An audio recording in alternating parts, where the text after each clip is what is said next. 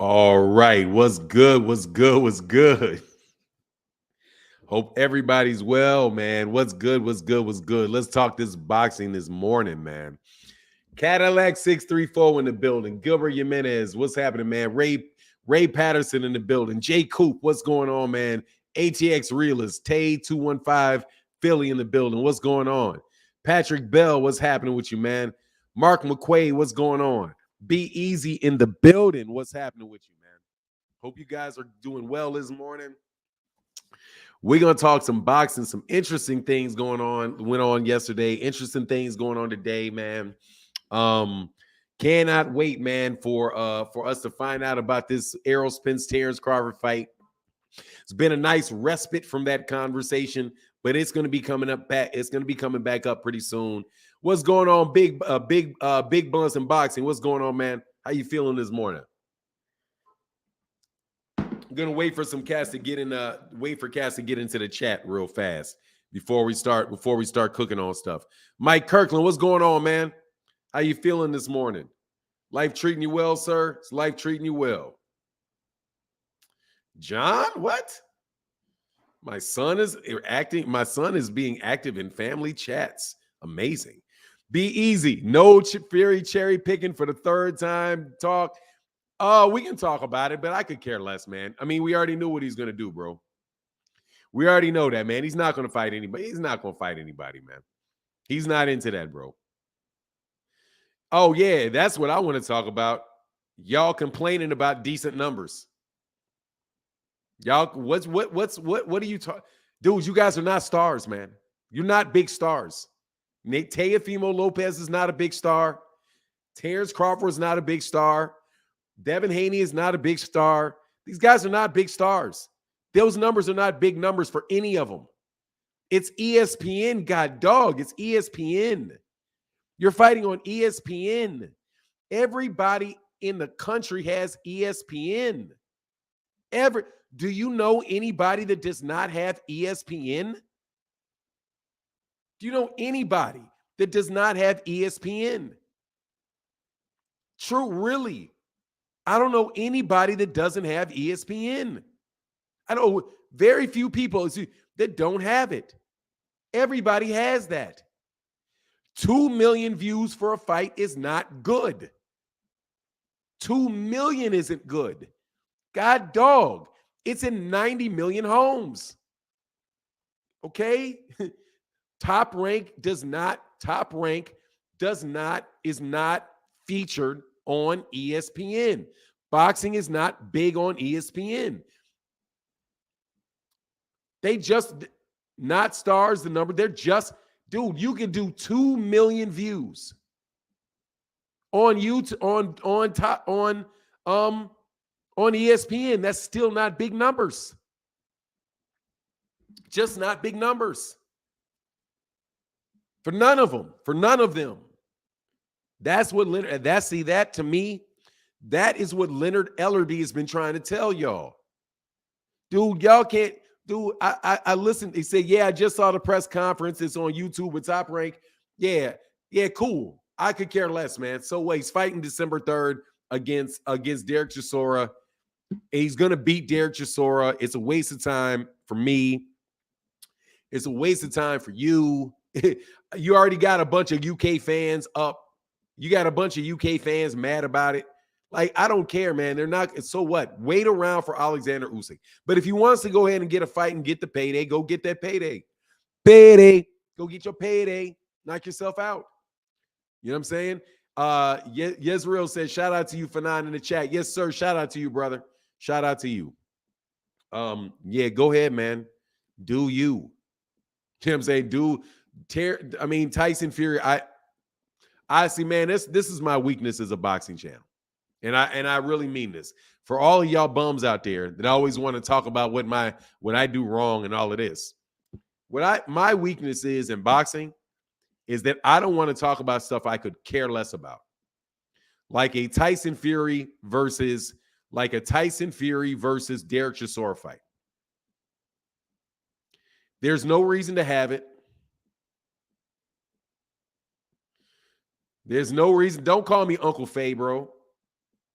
That's not affectionate. That's an insult, Tony. Truly, Tony Bang. Don't call me Uncle Faye. The fuck is wrong with you, bro? Don't get blocked. Don't call me no Uncle Faye. I'm not. My name is Fanon. Just the name on the channel is Fanon. Call me Fanon. All right. I'm telling you, bro. You know, don't give me $100 bill like the Godfather. Don't hand me no $100 bill. I take that $100 bill as an insult. Don't call me Uncle Faye. That sounds like Uncle word you would get demonetized for saying, homie. Okay? I just something about that, bro, strikes me wrong. Don't call me Uncle Faye. Anyway, respect, didn't know. No worries, man. You say, just saw the press conference. It's on YouTube. Yeah, Mark, I don't care, man. Please stop trying to sell that dude in here, man. All right, stop trying to sell that dude. Hey, no worries, Tony Bang. I'm just joking with you, really. So, look, man, that's my weakness. I don't want to talk about things I could care less about. Derek Chisora, what's the odds on it? 1,000 to 1? Derek Chisora shouldn't even be fighting anymore.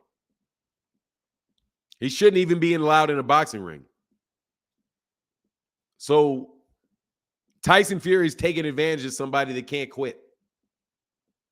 I think it's pitiful that he's fighting Derek Chisora. I think it's absolutely pitiful and shows a lack of character that he's fighting Derek Chisora. Derek Chisora should not be allowed to fight, let alone get a shot at the let alone get a shot at a world championship. They shouldn't. The WBC shouldn't even be. The WBC should be ashamed for sanctioning the fight, and I mean it. He should be ashamed. That's an excuse, OZ Boxing. Who cares?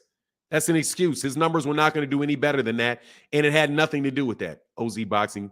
That's who cares? It was on free television, on a network that has a worldwide network with 100 million with 100 million viewers. God, I don't know how many viewers. How many they have? 66 million. What they got? 66. What they got? Like 66 million. So they got what, 100 million? What are they in, 100 million homes worldwide? Somebody can give me the actual number. I don't know. I'm just guessing that. It could be less, could be more. But no, it had nothing to do with that, man. You're fighting Derek Chisora. I mean, you're fighting George Kambosos in a fight you already had. It was a rematch of a mismatch. It was a mismatch with two fighters that most people have never heard of.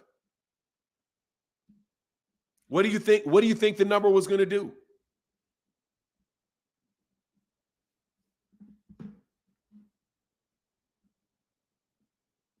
What do you think the numbers were going to do? You think they were going to go up? It was 100. He did 1.3 million last time. He did not. It was basically the same drop that Shakur had. Shakur had 1.3, went to 1. He went 1.3, a little lower, 1.3, went to 1. What are you gonna count that for? Like what, 50,000 people? What, he would have went to 1 million instead of 953?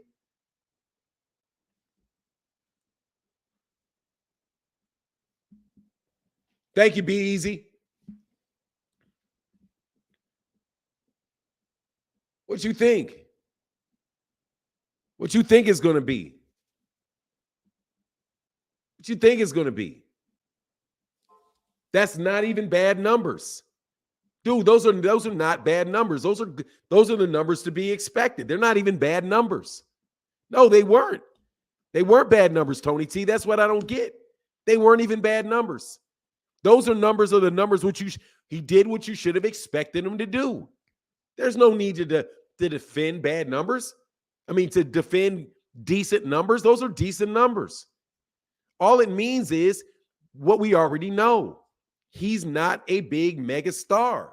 It's just what it is. He's not a big mega star. But we already knew that. Those are not bad numbers, man. And I said that in my video. Y'all thought I was hating. Some people always think I'm hating on Devin. What I said in that was, dude, those are good numbers. They're not bad numbers, they're good numbers. If he had done 500,000, 600,000, I'd be like, oh my God, you're down there with Navrati. You know, you're down there with Navarrete, Navarrete, and guys like that. You know what I mean? If he was down there with Navarrete, I'd be like, wow, dude, he's down there with Navarrete. He's not doing Navarrete numbers. He's doing numbers like Shakur and Teofimo Lopez. None of those guys are developed stars, and that's just what it is. They are very, very good. Let me put it. He's got good prospect numbers. That's what he has. Good prospect numbers. Putting the belts on you is not going to elevate you above where you actually are with your your true fan base. You know, it's not, you can't skip in line with that type of stuff, man. You got to actually either you got to get put on by somebody like Floyd. Tony T said Joyce just fought last month ago. Usyk ain't ready yet. I don't see the problem. I see the problem. The problem is that this man Derek Chisora is not a competitive fight, man. If he wanted to fight somebody else, cool. He could fight somebody. There was somebody else out there.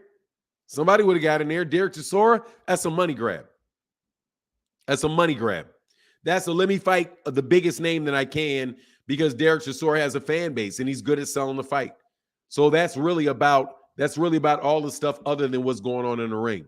You know, top of the morning, Fanon in the chat. It's Super Chat Thursday. Smash that like, support a brother. Thank you, bro. Appreciate you, man. Thank you so much on the Super Chat Thursday.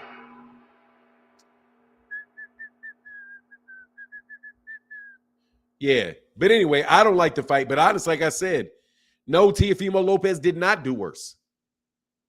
He did the same. It's the same. He didn't do any worse than Devin did. They did the same. They did roughly the same. You got one guy that scored 16 points, and you had another guy that scored 14 points. And then you had another guy that scored 17 points. You all scored right around the same amount, bro. Not any real big difference. Okay? Teofimo Lopez versus Campa averaged around 890. That is about 30. That's only 30,000 less than Devin did in a fight that was for an undisputed title fight.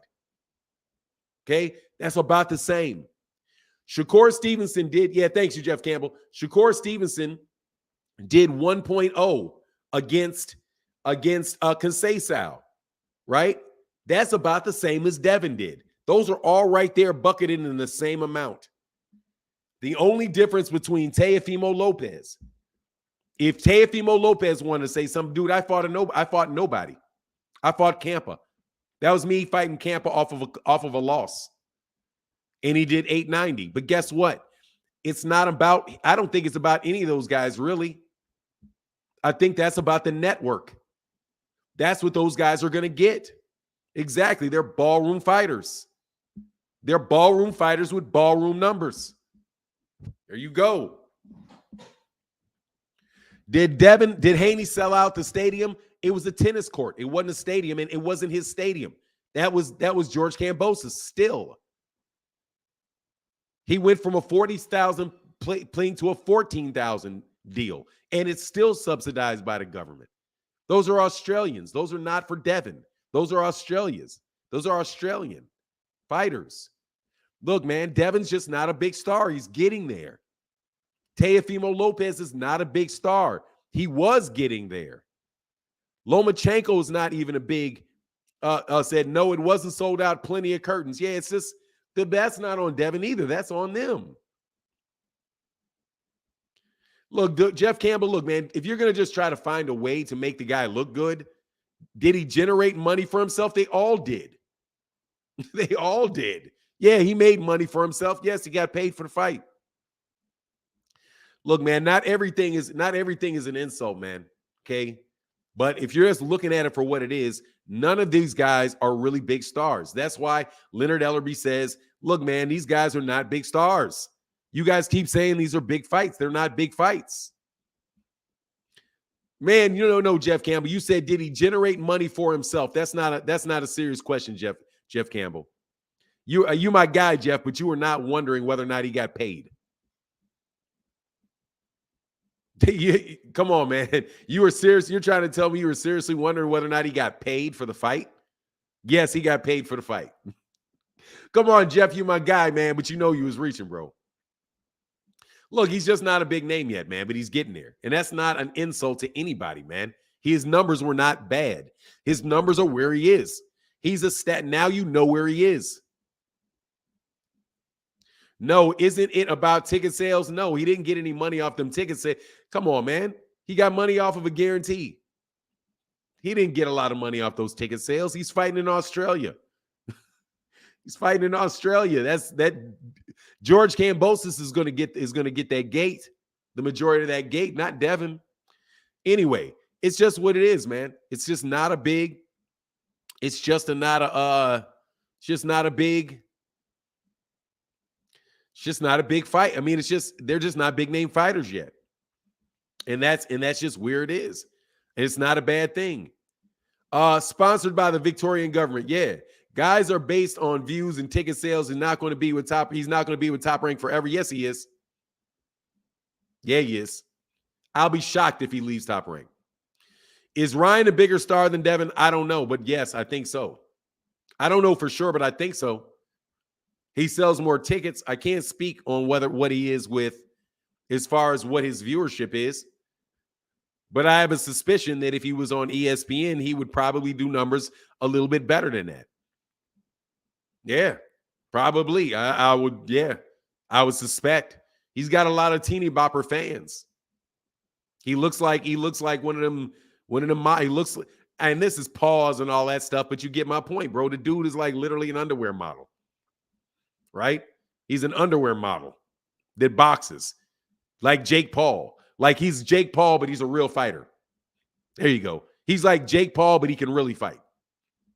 There you go. You're going to have a lot of people that are interested in seeing Jake Paul fight. You know what I mean?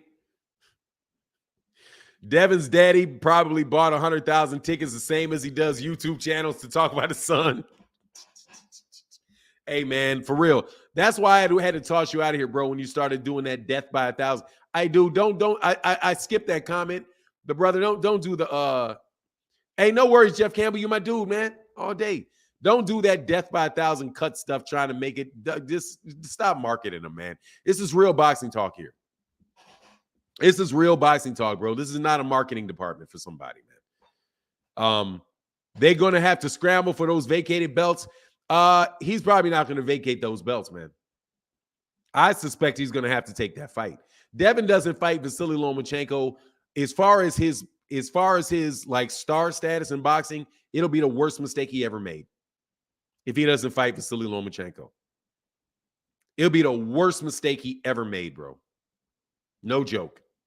Because he goes to 140, it's a wrap. Ryan is another Justin Bieber, a lot of fans. Yeah, so you know what I mean? That would be if he doesn't fight Vasily Lomachenko, it's a wrap. Because there's nobody at 140, bro. There's nobody at 140 for him to fight. That's going to get him, is going to move the needle for him. The only people that are going to move the needle for him are over the air at 147. And by the time that he gets there, that's a death. That's dang near capital punishment to put him up there with those guys. So no, because then you're getting into the land of Jaron Ennis. You get into the land of Jaron Ennis, it's going to be a lot of trouble for you. So nah, man, he can't do that. He's got to fight this Lomachenko fight, and he's got to take the Shakur Stevenson fight. If that's what he wants. Now, that's why I'm saying it's like the curse, because he's going to have to get those big paydays to fight nobody off that budget. Not nobody as in they're not good fighters, but like just fighters that are not going to really push the needle for him, which is why, God, man, I lost my thought. Sorry about that. Hey, again, man, thank you, Stone Alone, for supporting on Super Chat Thursdays, bro. True to the cause around here, man. Is he going to fight Ryan or Teo at 140? He'll never get a fight with Ryan. And yeah, he's going to get a fight with Teo, but that's not going to move the needle for him. That's Teofimo Lopez. Teofimo Lopez, like I said, Teofimo Lopez isn't a big name either. He's not that dude. They paid Teofimo Lopez. That's why they couldn't sell tickets to Teofimo Lopez fights. That's why you wound up having that problem with Triller, because they were like, "Whoa, we're gonna pay him all this money," and then they tried to actually sell tickets to his fights. They were like, "Hold on, he doesn't really have any fans." Right? Teofimo Lopez is a ballroom fighter. He's a ballroom fighter on a very, very big network where boxing is a niche sport. They're not big fighters, and they're not big name fighters. The only big name fighter that they're really, only for sure big name fighter that there is in 135 pounds is Gervonta Davis. That's it. That's why everybody says his name. And that's why Devin doesn't want to fight Shakur. What's going on, double zeros? Primarily why he doesn't want to fight Shakur. And those guys want to do that later down the ride. Because why knock each other off before these guys are actual stars? They're not big name stars. It's just the truth. They're on their way to being that. And it's not a bad thing. That doesn't mean that there's nothing wrong with that. You know? Mike Kirkland said, if Shakur fought Kambosos, I think he stops that level of fighter, just my opinion. I mean, Shakur, I'm going to tell you something. The only person I'm thinking for sure is going to stop George Kambosos is Gervonta. Because Gervonta's got real punching power, will knock you out. You know what I mean? Teo sold out a tent, though. I mean, look, dude, look, man, I'm just not into this exaggeration. I'm not into the land of exaggeration. All right. I'm not into it, man. Teofimo Lopez can't make fun of Devin because of his numbers, because they did the same numbers. However, if I was Teofimo Lopez, my response would be this. I fought Campa. If I had fought George, what were the numbers when he fought George Kambosos? Hold on. Matter of fact, what were the numbers he did? Well, he did more. Was it the same year, right? Yeah, it was the same year. So he must have done more, unless it was on ESPN Plus. It may have been on ESPN Plus. Shakur stops Kambosos, not going to look just like, yeah. I mean, maybe he throws in a towel, but I don't know. I don't know if he stops him or not, because he's not at 135 yet. So I'm not going to call knockout on that. George Kambosos looks like he's got some grit, and he's not really the type of guy to get knocked out. You're going to have to knock him senseless.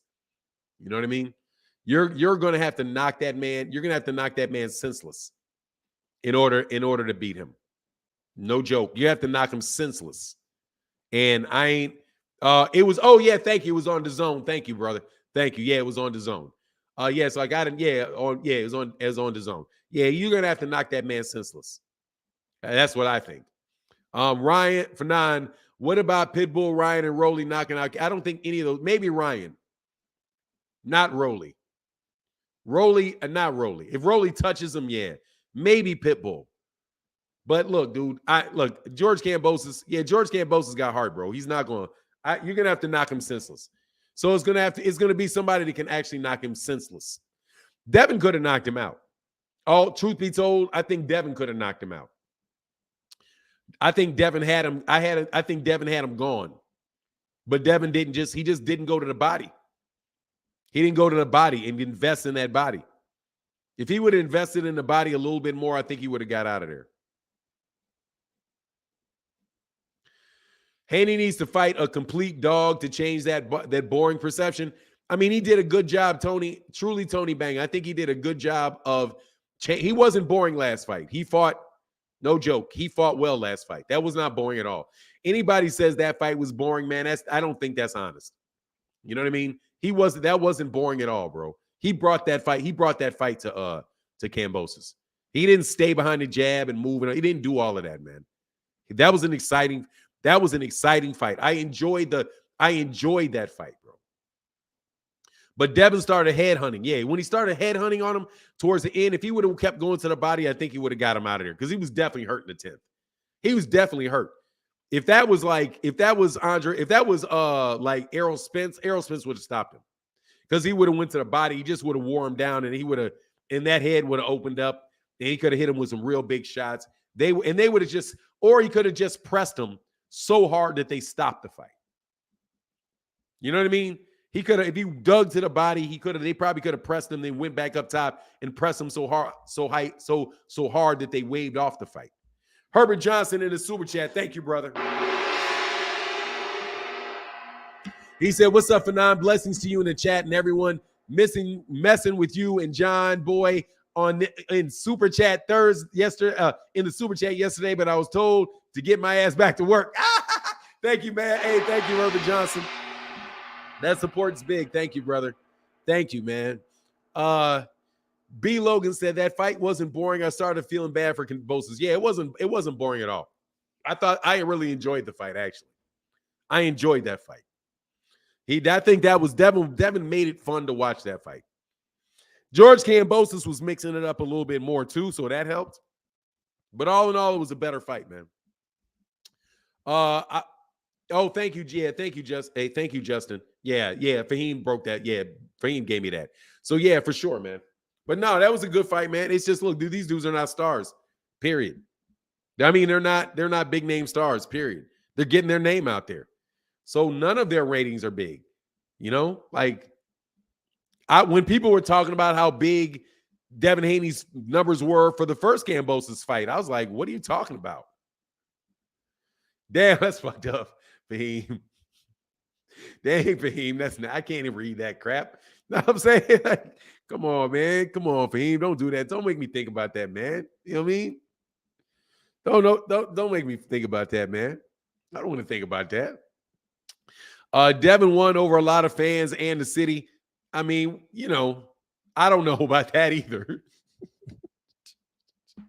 Time will tell, man. Time will tell, bro. Time will tell, man.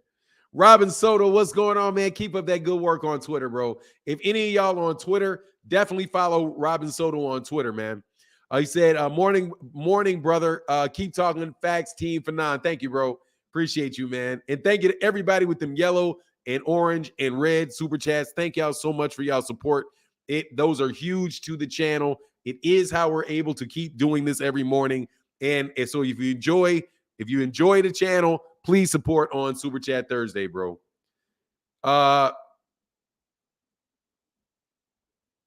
What?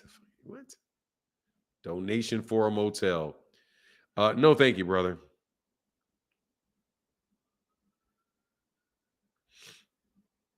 What are you talking about, bro? Anyway. Australia is look, man. Y'all, I'm off of Devin now. Y'all out here with this. Y'all out here with that good morning. Y'all out there with that good. Y'all on that good this morning.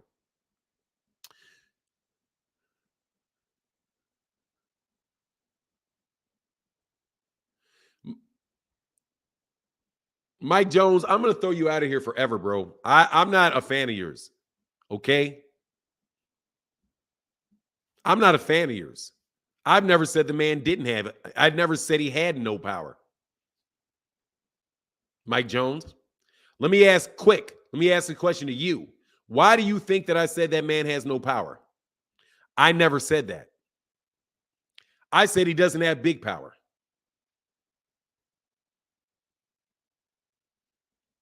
And George if you want to know how he can make his face look like that, by brushing brushing leather against the face of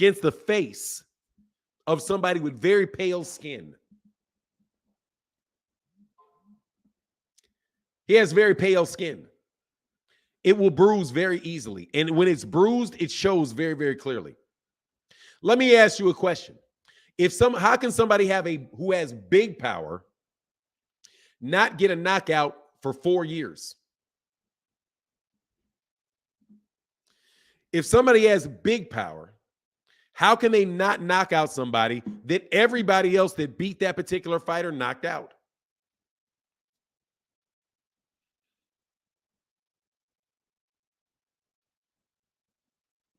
Nah, Mike Jones, you got to put you're asking me, Mike Jones. Those are messages to me. If you are talking to somebody in general, then you need to put @ and then their name. So I know you're not talking to me. I read out of this chat, bro. I'm not ignoring them. I'm going to tell you. You're asking the chat. Why would you be asking the chat? Ask somebody individually, partner. I remember talking to you yesterday, bro. I'm in my chat. I do believe I had a conversation with you about whether or not Devin Haney was the mandatory for Vasily Lomachenko, which is not true. I believe that was you. Brother, I read comments. I'm not like other channels that never read comments. I read comments consistently. And if you put a comment in the comment section, because that's my chat. That's not anybody else's chat. If you want to talk to somebody else, put at and direct it to a specific person. If you're asking general questions, you're either a bot or you're talking to me. You're either a bot or you're talking to me. And I'm going to answer your question. So let me answer the question. Devin Haney does have power, without a doubt. It's just not big power. It's not knockout power. That's what that is. I'll answer the question. I'm in the chat. Myron Jackson in the building. Much love in that super chat. Everybody said it was true as well about Devin being a mandatory. No, everybody did not say that, Mike Jones. No, everybody did not say that. Everybody said that. No, everybody did not say that. You said that. And several other people said that. But not everybody said that. I didn't say that. And I'm part of everybody. And let me tell you, I know it's not true. Do you know why I know it's not true? Because I absolutely, positively know it's not true. And I'll explain to you why it's not true. Do you know how Lomachenko got that belt? By fighting Mikey Garcia's mandatory.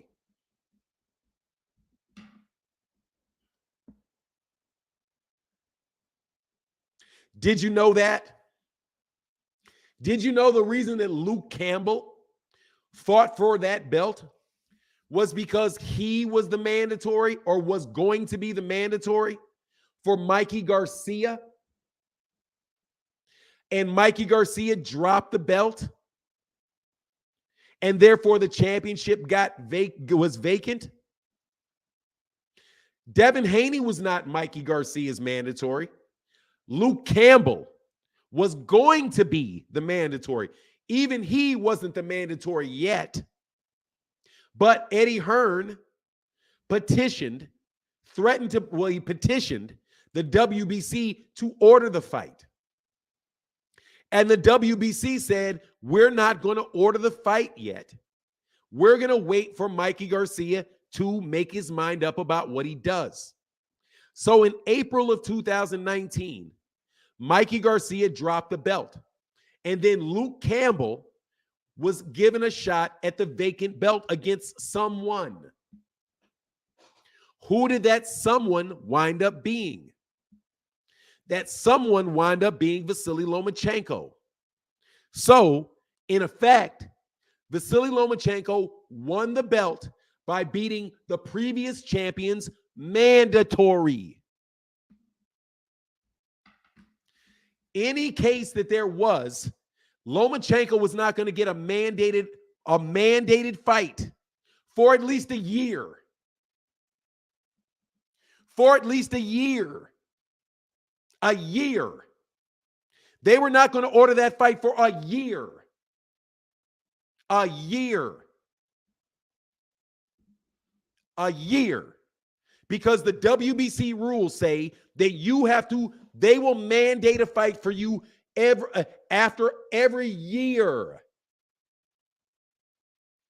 He had another voluntary for the WBC even before he would have got the mandatory. Ordered. Thank you very much. He was never the mandatory. And just to give you something else, I'm going to read a rule for you so you can stop with this stupidity, partner. I'm not even going to read the rule. I'm not going to even go find the rule because you're not worth it. The WBC rules, as far as mandatory, state that you are not the mandatory challenger based on the fact that you are the number one contender. The WBC specifically states in their rule that they reserve the right to name anyone in the top 3 the mandatory. They did not name Devin Haney the mandatory.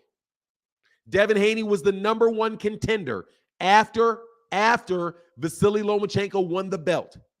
And what you are doing and what these other people are doing is conflating the terms number 1 contender with mandatory challenger.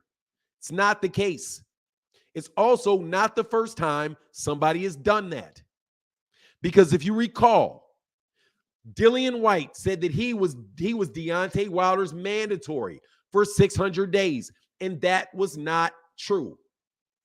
Everybody understood it perfectly well, except for Dillian Whyte fans. Dillian Whyte fans kept saying, I'm the mandatory. He's the mandatory. He's ducking his mandatory. He was not the mandatory. Hey, I give a gong to anybody that can tell me who was the real mandatory challenger for Deontay Wilder. While all of those Dillian Whyte fans were saying that he was the mandatory because he was the number 1 contender, which is the same thing Devin Haney fans are doing, saying he was the mandatory because he was the number 1 contender. Can anybody tell me who that person was? Who was the man? Thank you. No. Thank you very much, Dark Truth. It was Dominic Breazeale. Dominic Breazeale was the number 3 guy. He was the mandatory because they had already ordered the fight, but then allowed Deontay Wilder to fight somebody else instead of Dominic Breazeale. It was Dominic Breazeale, even though you could not tell that. Even though you could not tell that to Dillian Whyte fans to save your life. Well, I've been in for 600 days. No, you have not.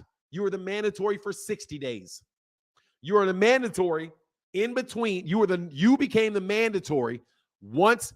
As a matter of fact, you weren't even the mandatory yet. All the WBC said is that they will mandate it.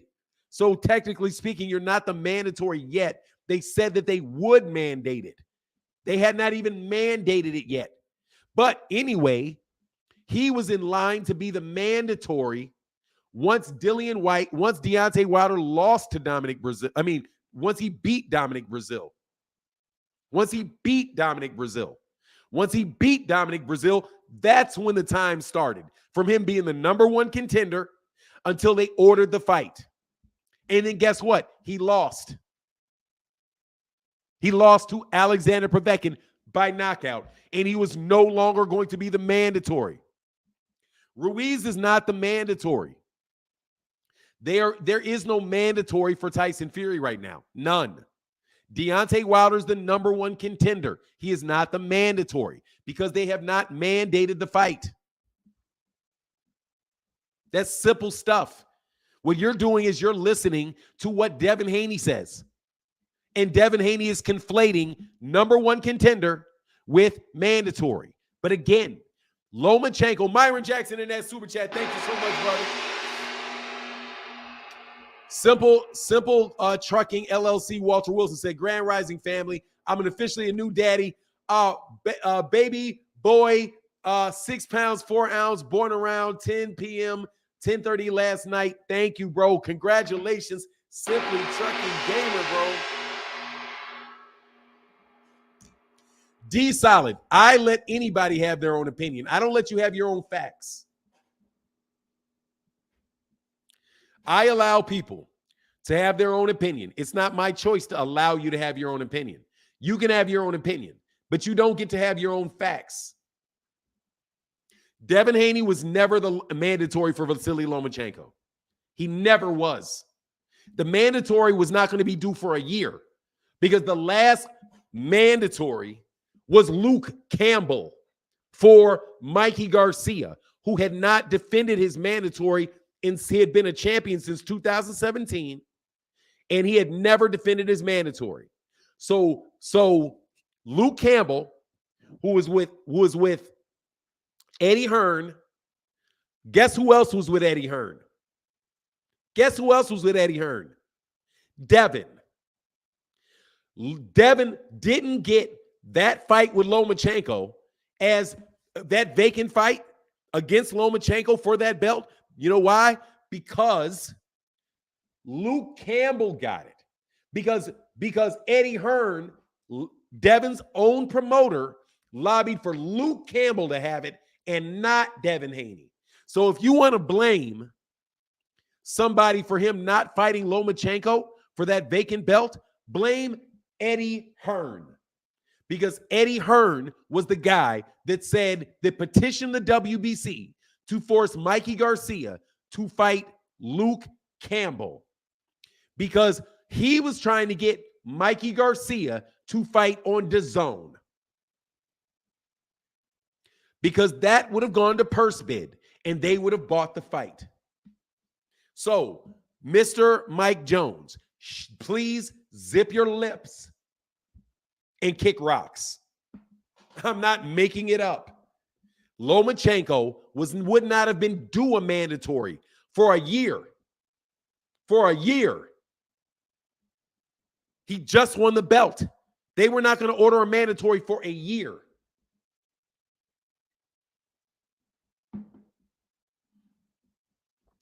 Tyson Fury does not have a mandatory. By your definition, Deontay Wilder's is mandatory. He's not. And guess what?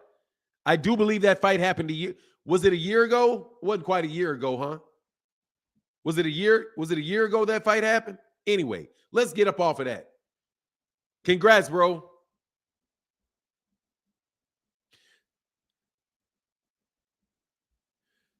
Not true. What's not true? That all of what I said is absolutely positively true. Everything that I said is absolutely true. Can be researched very, very quickly. You're wrong. He's not as mandatory. And I'll challenge anybody to show me where the WBC ordered that fight. Let me know when they ordered the fight. I've been waiting for a year for somebody to show me the WBC having ordered that fight. I've been waiting. I've been waiting, and nobody can show me that. Nobody. I can't find anybody to show me where they ordered Lomachenko to make that fight. I do know this, though. Lomachenko was named franchise champion 7 weeks later. 7 weeks later, Devin Haney became the WBC champion, which is 7 weeks later, which was what? Which is what? 7 weeks later is 10 months earlier, 10 months before Lomachenko's mandatory was due.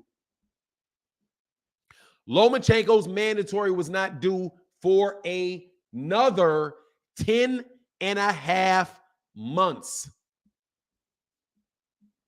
It wasn't due for another 10 and a half months. I don't care if he gave up his belt or not. He wasn't his mandatory. That's a whole nother conversation about whether he gave up his belt. You guys are Devin Haney fans, and you believe anything comes out of Devin Haney's mouth.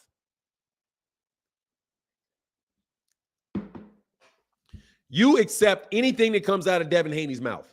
I don't. I don't do that. I actually look it up. Lomachenko surrendered. However you want to phrase it, that's all fun.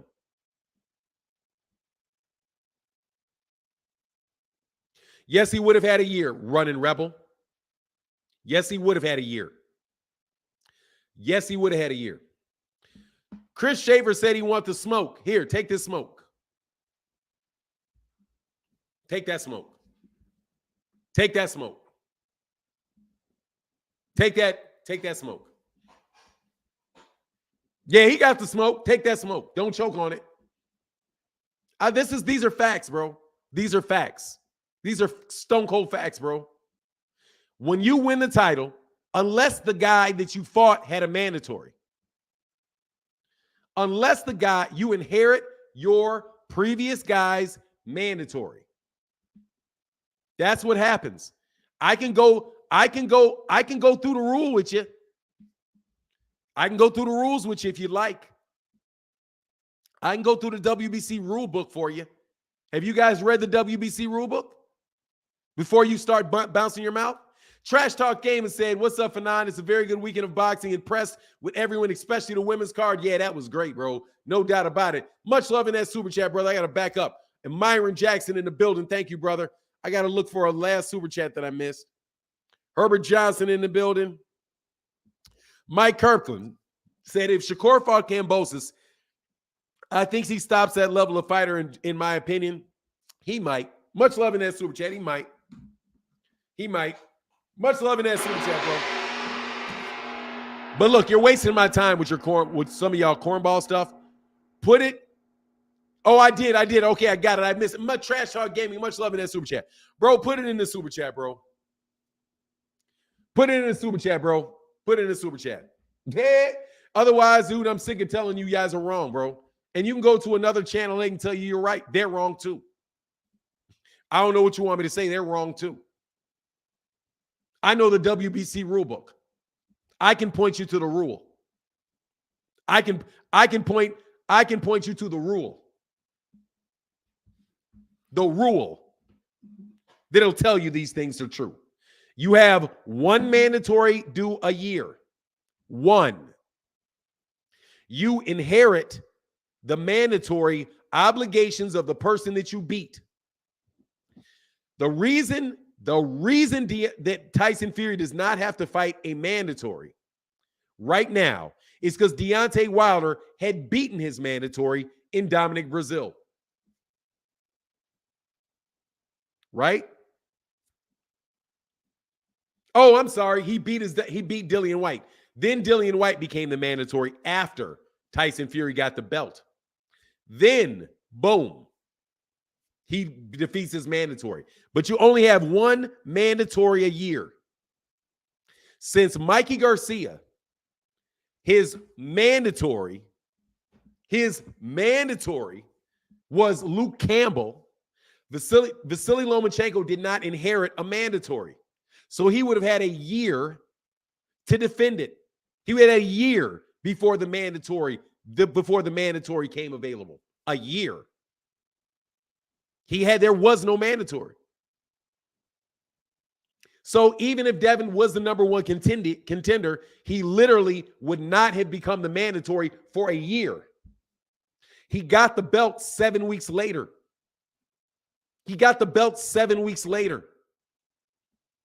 Why? Because Lomachenko was elevated to the franchise title, which they had just come up with. Now, you all can say, till you're blue in the face, that belt doesn't mean anything. It did to Lomachenko when Lomachenko got it. Because the WBC said, he is still our champion. We have just come up with a new designation. Franchise, which allows you to fight to be the champion in multiple divisions at the same time with the same title. That's their rules. And you don't like the rule, but that doesn't mean it's not the rule. Just like you can say, well, the speed limit is 65. I want it to be 85. You don't like the rule, so you go 85. That does not make the speed limit 85. The speed limit is still 65. It's still what it says on that sign.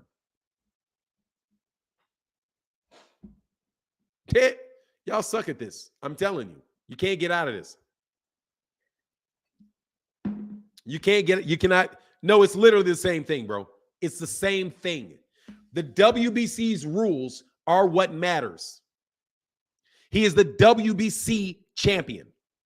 So the WBC rules apply to the WBC champion.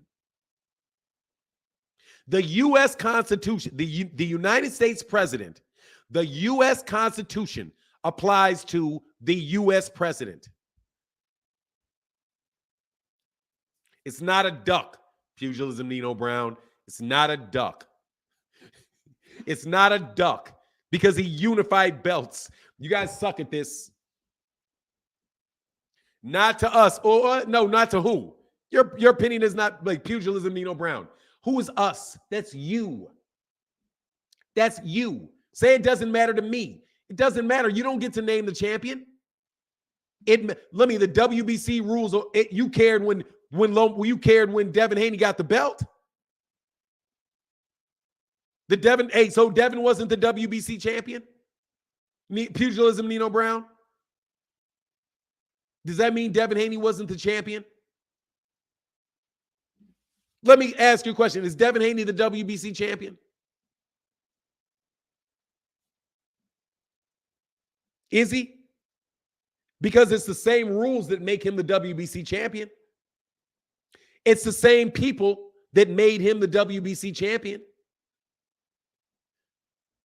So why do the rules apply? Why do you accept the WBC rules when they're in favor of Devin, but don't accept the WBC rules when they're not in favor of Devin?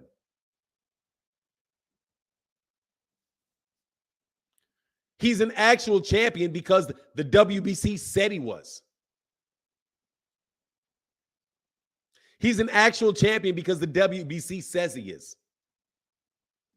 Because the WBC sanctioned the fight. You cannot be a champion unless the WBC says you can be. So you most definitely care about the WBC rules when they work for your fighter, but you don't care about the WBC rules when they don't work for your fighter. Do you know what that makes you? It makes you Eddie Hearn.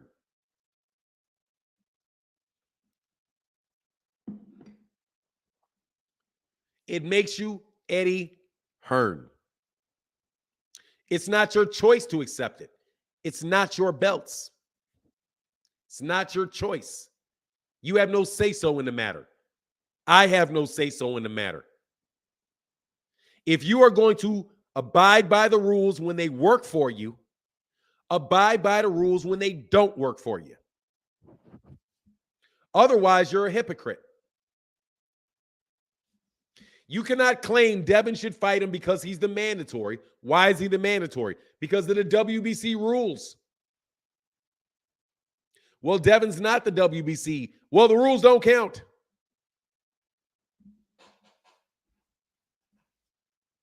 You're just being a hypocrite, man. I'm not talking about Devin anymore, bro, because you guys are not real, man. Y'all are not real about it, bro.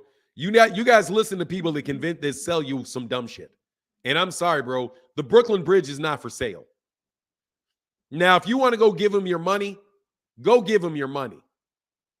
I'm just telling you that the Brooklyn Bridge is not for sale. It's public property. It's not for sale. All right. I don't care if you see, I don't care who says it.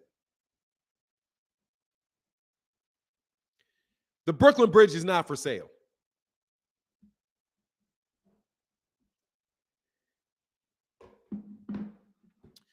You cannot be there. Yeah, it is what it is, Ahmad King. That's because these guys keep talking about him, trying to prove stupidity. But I went on ahead with it. But like I said, Devin Haney's numbers were not bad. They're not bad numbers. They're what is expected. He did what should have been expected in that fight. He didn't do any worse than should have been expected. He didn't do better than should have been expected. He did what an up and coming star should do. He's on the rise. Those are good, solid numbers for him. He is one of the top 4 fighters on Top Ranks. He solidified himself as one of the 4 best 4 draws, television draws on ESPN. He's right there with those 3. He's amongst the top draws on ESPN. That is good. That is good. He's the undisputed champ. Also true. Pugilism, Nino Brown. So talk to me about what is true. so I can support the young man. Talk to me about what is true so that I can support the young man.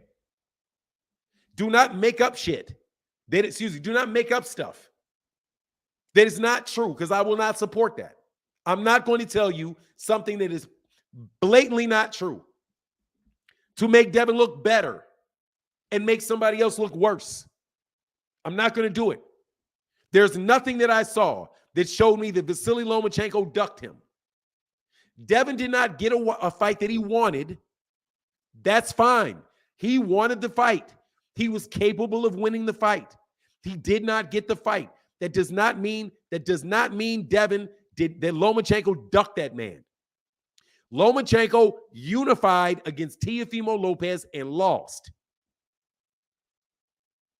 Teofimo Lopez defended against his mandatory and lost. And then that guy fought Devin. There's no disservice done to Devin. None.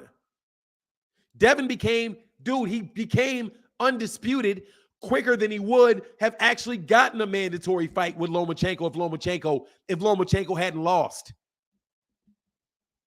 If Lomachenko hadn't lost, if he had beaten Teofimo Lopez and then he fought George Kambosos, Devin would still be there waiting to be on mandatory, which he never would have been because he was upgraded, right? But even in that, you'll say Devin got upgraded. He didn't drop his interim belt. He got upgraded. But in the same move, Lomachenko got upgraded, but you don't say he got upgraded. You say he dropped it. Dude, you're just trying to make things look good for Devin no matter what. And he doesn't need all of that. All he needs is a chance to prove that he is the best by people getting in the ring with him. And guess what? That Lomachenko fight, less than 2 years later, is staring him in his face as the undisputed champion and may be the favorite to win that fight. The actual facts work for Devin. There's no need to hang on to the shit that is not true. There's just no need. Let it go. No joke. Just let it go. It's not even important. Don't correct me when I tell you that Loma was never Loma, because he wasn't. He was never the mandatory. He just never was. It's just what it is. It's not hating on Devin. It's not wishing bad on Devin. It's just the truth. Mikey Garcia dropped his belt. Luke Campbell was going to be his mandatory. So the WBC said, okay, we're going to let Campbell fight for that vacant belt. Who did he get the fight with? Lomachenko. Now watch this. Can somebody tell me what network that was on? I'm serious. This is Super Chat Thursday, and very few people are supporting it because I'm going through this stupid talk with y'all. Please tell me what channel Lomachenko versus Luke Campbell was aired on.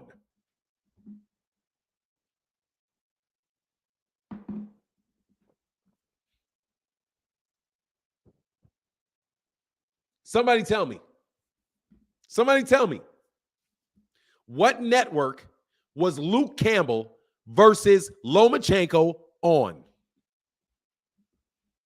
What fight was it on?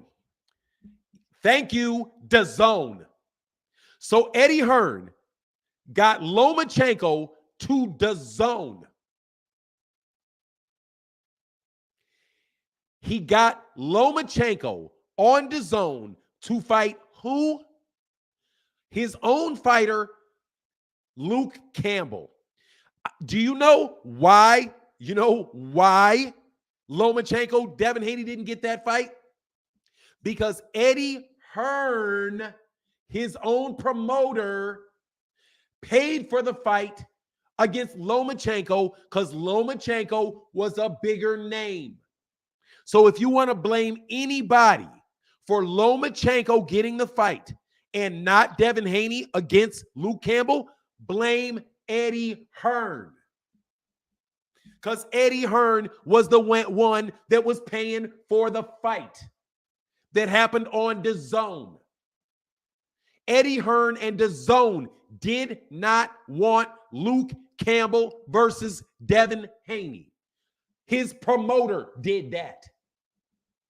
His promoter did not petition the WBC to get Devin Haney to be the mandatory. His promoter chose Luke Campbell, not Devin Haney. And guess what? He could have chose Devin Haney because Devin Haney was in the top 3. Blame Devin Haney's promoter. You know, the same guy that didn't get him the George Kambosos fight and let it go to ESPN. All you guys know that Eddie Hearn is full of it when it's not related to Devin Haney. But all of a sudden, it's everybody. Man, boy, y'all better stop messing with me. Boy, y'all better stop messing with me and put the blame where the blame belongs on Eddie Hearn. Eddie Hearn didn't want that fight, bro. I got to slide back, bro. Hold on, man. And now I'm done. But y'all got to get up off of this stuff, bro. You guys are revising history. You're revising history. I don't need to do that, bro. And Devin doesn't need that to look good. He doesn't even need it. For the young Floyd Schofield fight today. Yes, sir. Yeah, he does. Oh, if I got a troll, see a troll, shoot a troll, bro. I don't know who the troll is. I could care less. These guys just are not they guys are just making stuff up. Oh, well, everybody agrees with me. I don't agree with you. Loma's going to stare at Bill and say, stop the fight. Much love to that super chat, bro. Yeah. Just like Landy Lara didn't get Canelo fight. I mean, just like your boy Demetrius Andrade didn't get the Canelo fight, bro. Blame Eddie Hearn and DAZN because they didn't want that fight. They wanted Lomachenko to fight on DAZN, and they got it. And they paid for that fight. And guess what? Bob Arum wasn't going to pay as much money for it and said, go ahead and have Lomachenko over there on DAZN for a fight and pay me my money. No worries. No worries. And then they had that fight, and they tried to get their subscribers off that fight. Herbert Johnson said, hit that like button, put some color in the chat this morning, good people. Yes, sir, bro. Oh, pugilism. It's free pub for him. He don't care, bro. You are a true. If you want this type of pub, okay. Now, but you know what now, pugilism, Nino Brown? Now I gotta mute you when you talk to me, bro. Because you acting like you playing me, bro. No, I got you. I got the super chats now. I went back, bro. Oh, so pugilism, Nino Brown, you playing me? You playing me, pugilism? Is that what you saying? It's free pub. It's not pre-pub.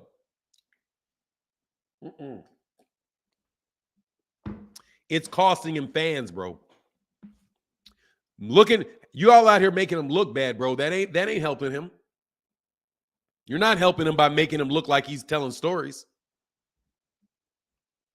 You said we don't care. It's free pub for him. He don't care. It's free pub for him. That's what you said.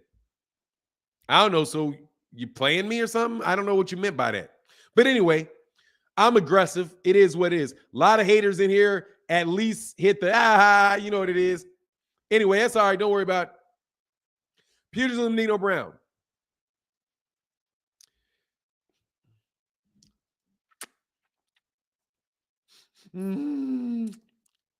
Pull your thumb out your mouth, bro.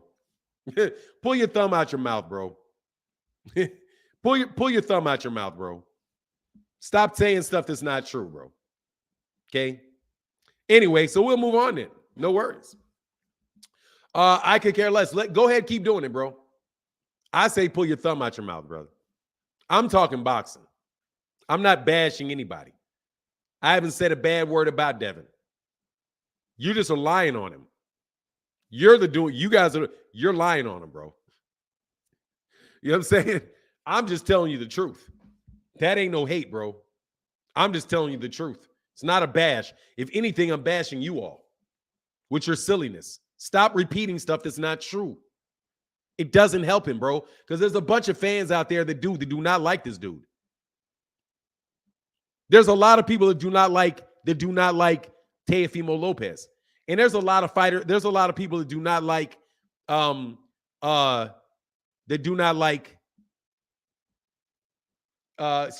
Lomachenko, because people just make stuff up. I think that's why they don't grow. You don't need to make stuff up, bro. That does not help him, man. I'm not talking about franchise belt anymore, man. I don't care about the franchise belt. Y'all leave me alone. Anyway, man, any update on Bud Spence? No, man, but thanks for asking. Thank you for asking. No updates that I know of. I heard something just did, but I'm going to check into it first. I'm going to check into it first before I do it. I'm not saying nothing until I check it. I'm not going to say doing nothing until I check it. Nothing until I check it. I'm looking forward to seeing what's going on. No story about Boots other than boxing. Oh, no, about Boots. Oh, Boots is, man, dude, I just want Boots fight. I cannot wait. I cannot wait for Jaron Ennis's next fight, man. No joke. I cannot wait. I am so amped on Jaron Ennis, man. I am amped. Amped. Is Gervonta Ryan fight for real?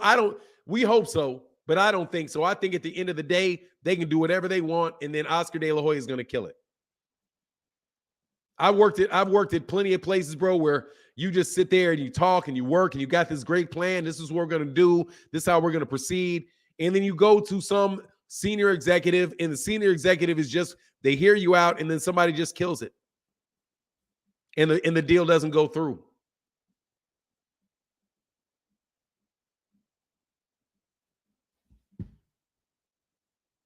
Yeah, Zenith360 says, so Devin fans perfectly lie to get Devin press. Y'all, so y'all are dishonest and disingenuous.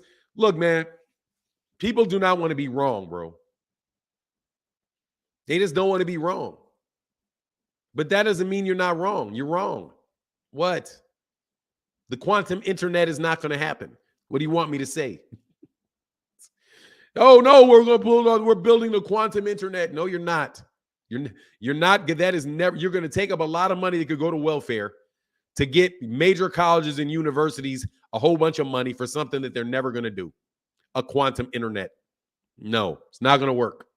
Fanon, any word on who Lubin is fighting next? No, not that I know, bro. Miss Boxy Mogul said, Fanon, brother, Boots Ennis stated on his social media that he has a date and he'll be back in December. Yeah, that's what's up. Be back in December. Yes, sir. Yes, sir. Yes, sir.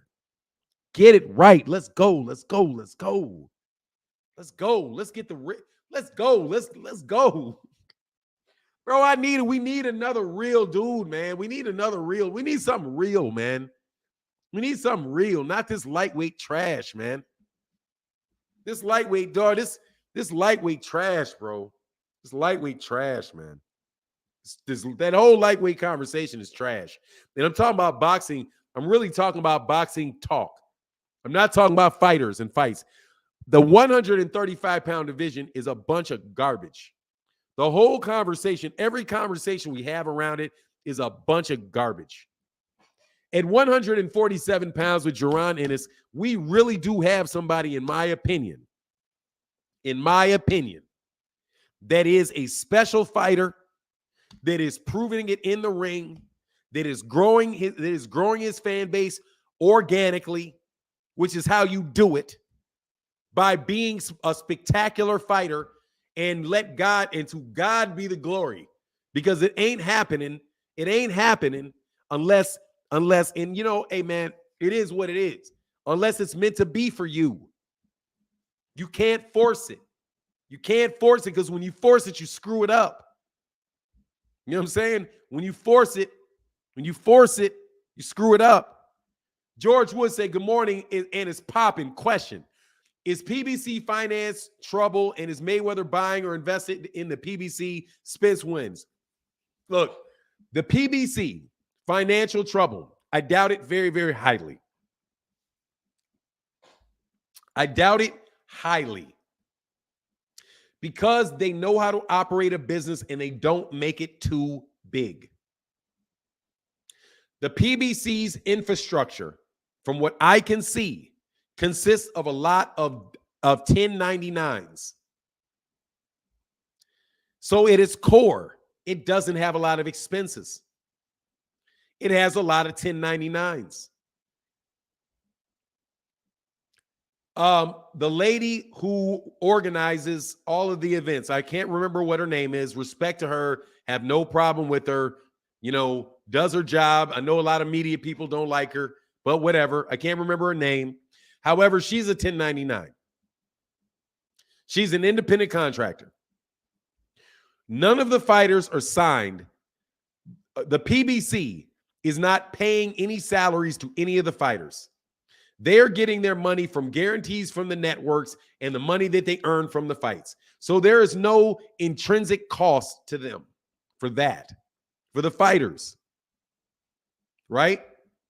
So what would their costs be? They may have, I bet they have, Kelly Swanson, thank you. They probably have 15 real employees that they have to pay. Even the brothers, the Watson, Sam Watson and those guys, they're independent contractors. They have Watson. They have their own company. Sam Watson has his own company and contracts for the stuff he's doing with the PBC. Right? I have some visibility into that because because I'll be honest, that's how I buy my tickets from the PBC. Because I'm not a media member. I buy tickets. Right? So when I buy tickets, I buy them from people associated with them. That's who I buy the tickets from. I don't buy tickets. I buy black. By the way, I buy black. Whenever I can, I buy black. So the PBC is a black-owned business. So I will try my best to get those tickets from somebody as closely connected to the PBC as I can. And not buy it through Ticketron. I don't buy it. I tried to find a way where I could buy tickets and I could get those tickets from a black ticket dealer. They have black ticket dealers. So I know how they get those. I have an idea because I've been in business myself and I know how small business works. The PBC is a small business and they do a lot of their work are contracting. So at any given time, they can decrease their costs very, very quickly. So I doubt very much that they are in any financial trouble. Now, are they getting the money from the people that they contract with, their customers, to pass through to the fighters who they also contract with? That money may be limited. But remember, that money is coming from Showtime or Fox, right? Whoever it is that they're saying, okay, hey, they're going to give you the guaranteed money. We're going to bring you the fighter. We're going to pass that guaranteed money, take our little change out of it. You're going to cut some of our money out, and we're going to pass that on to the fighter, right?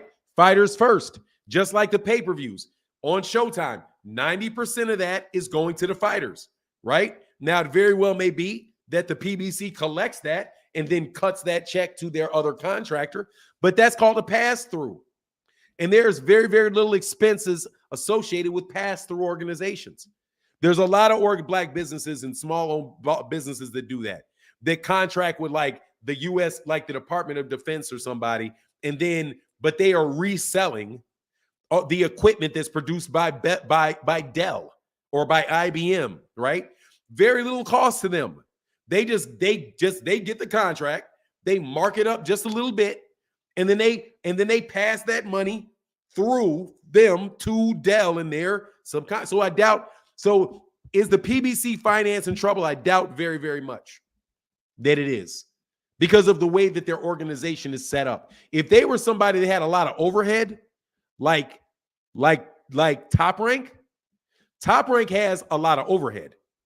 And I'll tell you why Top Rank has a lot of overhead. Top Rank has a lot of overhead because they have fighters that are contracted directly to Top Rank, and are guaranteed large by Top Rank, are guaranteed large, guaranteed sums. So what happens to Top Rank if ESPN says we don't want to make any more fights?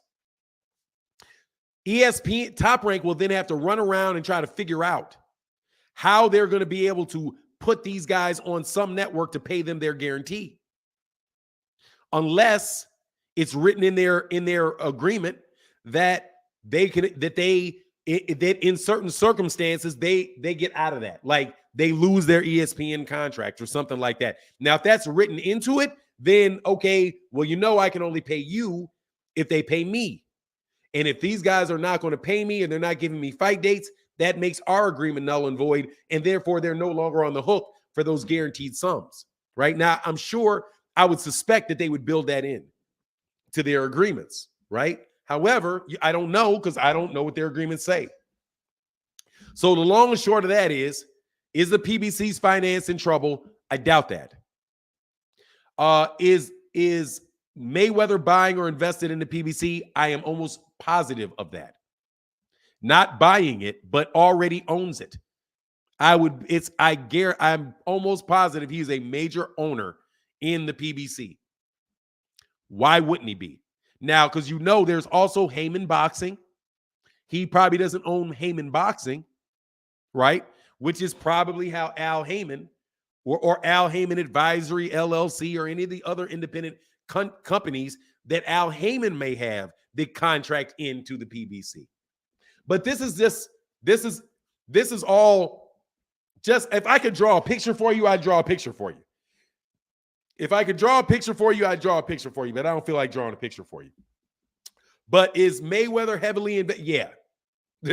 I'm positive of it. Because why else would Leonard Ellerbe be doing what Leonard Ellerbe does? Leonard Ellerbe is involved in a lot of stuff, man. I think that's why they don't try to grow Floyd Mayweather Promotions. See, remember, Mayweather Promotions was there as the earliest entity. Mayweather Promotions was there before the PBC was there. Mayweather Promotions was working directly with De La Hoya and Golden Boy Promotions. So it was kind of like Mayweather Promotions is the oldest portion of the oldest entity to do business with the PBC. It's almost like Mayweather Promotions birthed the PBC. If you look at the order in which that organization came into being. So yeah, they ain't going broke, bro. And let me tell you something, dude. Al Heyman and those guys are making a ton of money in the music industry, and just like Shelly Finkel is making a bunch of money in the music industry. That's not how those guys. It's not like a company like some real huge monolithic old school company where everything sits in the same company. It's more distributed. The ownership is distributed and the influence is distributed through a conglomeration of small business entities that work with each other on a 1099 basis. Okay? So yeah, that's how I see it looking from the outside in. That's what it looks like to me. Because that's how we did business. Because we've had different family businesses, and you see over time what works. And that with the internet, with the way that you no longer need big buildings, right? Like I doubt very much they have an office that costs anything. You're not going to see the PBC with a big building in Times Square that's running these guys, $500,000 a month in rental costs. That's not going to be there for them. I have a suspicion that most of these guys have their own offices. Many of them are probably working out of their homes, right? I've never seen anybody go to Mayweather Promotions offices, right? I know that Bob Arum has an office, but I guarantee you Bob Arum is, because Bob Arum's more old school. So Bob Arum probably is used to everybody going into the office, everybody sitting around. My VP got an office over there. My other guy got an office over there. You know what I mean? We're on 3 floors. They're probably not doing that either. So anyway, Like I said, bro, y'all can listen to these other dudes if you want to. I'm going to tell you, cats that are familiar, sit back and laugh. They sit back and laugh. These guys have never run a popcorn stand. Saying that. They've never run a popcorn stand. If you think Al Heyman's going broke with that type of business, no, it's not. There's no cost there. Their profit margins are probably through the roof. Their profit margins are probably through the roof. You know what I'm saying? Their revenue may not be through the roof, but their profit is going to be through the roof in that particular entity because that's what they care about. And that gives you longevity. Some businesses focus on revenue. The real smart ones focus on profit, keeping their costs minimal, getting their revenue to where it can be, but don't add a lot of costs. Also, I'll tell you that, like YouTube channels, man, I'm telling you, okay, I see how some cats operate. That's just expensive, partner. You better not lose a customer because that's expensive. Geek City, oh, I'm sorry, man. I'm back on this conversation. Sorry. My man Mike Kirkland said, imagine if Boots and Bozy acted like Devin and Bill. Man, God dog, man. What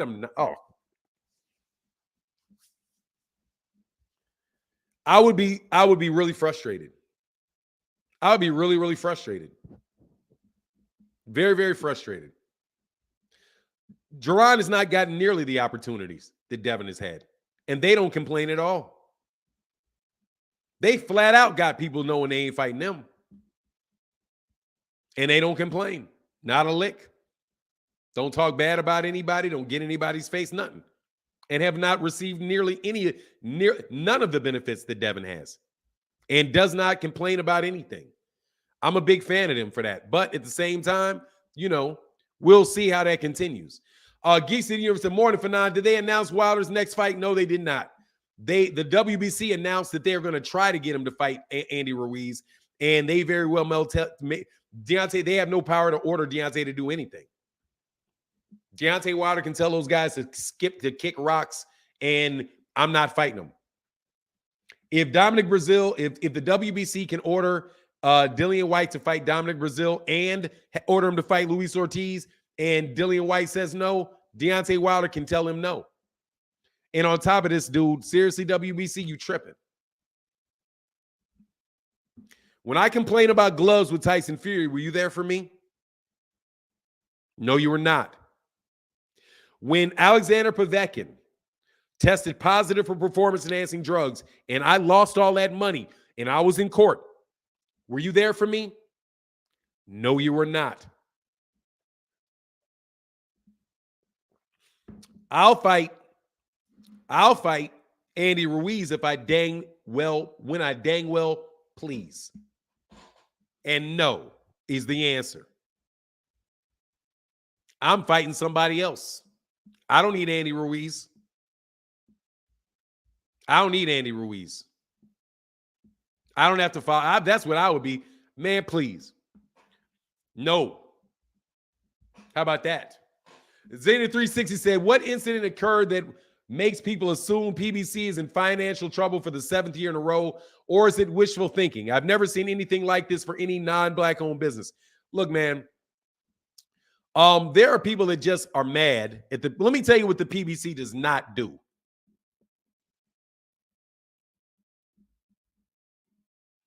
This is where the PBC does not do. They don't pay no money. No payola. No payola. No payola. They keep their money in hand. They're not going out of their way to give the media any special treatments. What's her name? Whose name I keep forgetting. Again, I forgot her name. Please forgive me. The event organizer for Al Heyman and those guys. She's an independent contractor that does not work for Al Heyman. She's an independent Kelly Swanson. is an independent contractor that does not work for Al Heyman. She has Swanson Entertainment, and she's doing her job. And let me tell you, every person that I've known that has been responsible for organizing big events, I mean organizing them, has been very abrupt and very rude, very, very, very direct about what they want people to do, which is we're going to give 15 or we're going to have a bunch of interviews, be in line, stand over there, do this, do that. If we don't like you and if you're not a major guy, you're going to get in the back of the line, and I'm not, whatever.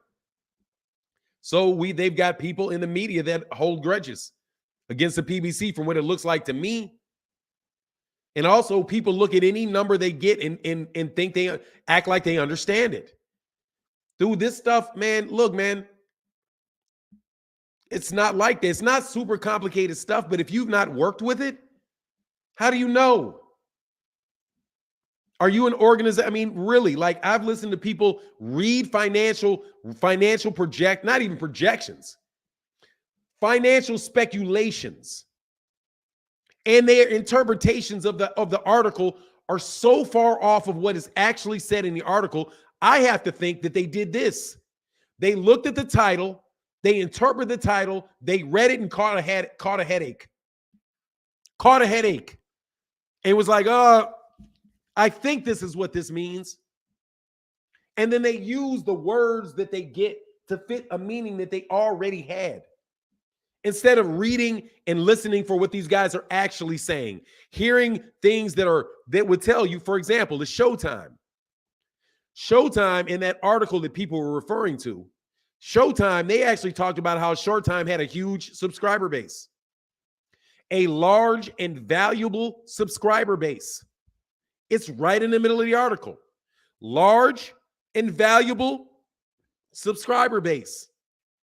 And that, yes, there was and guess what?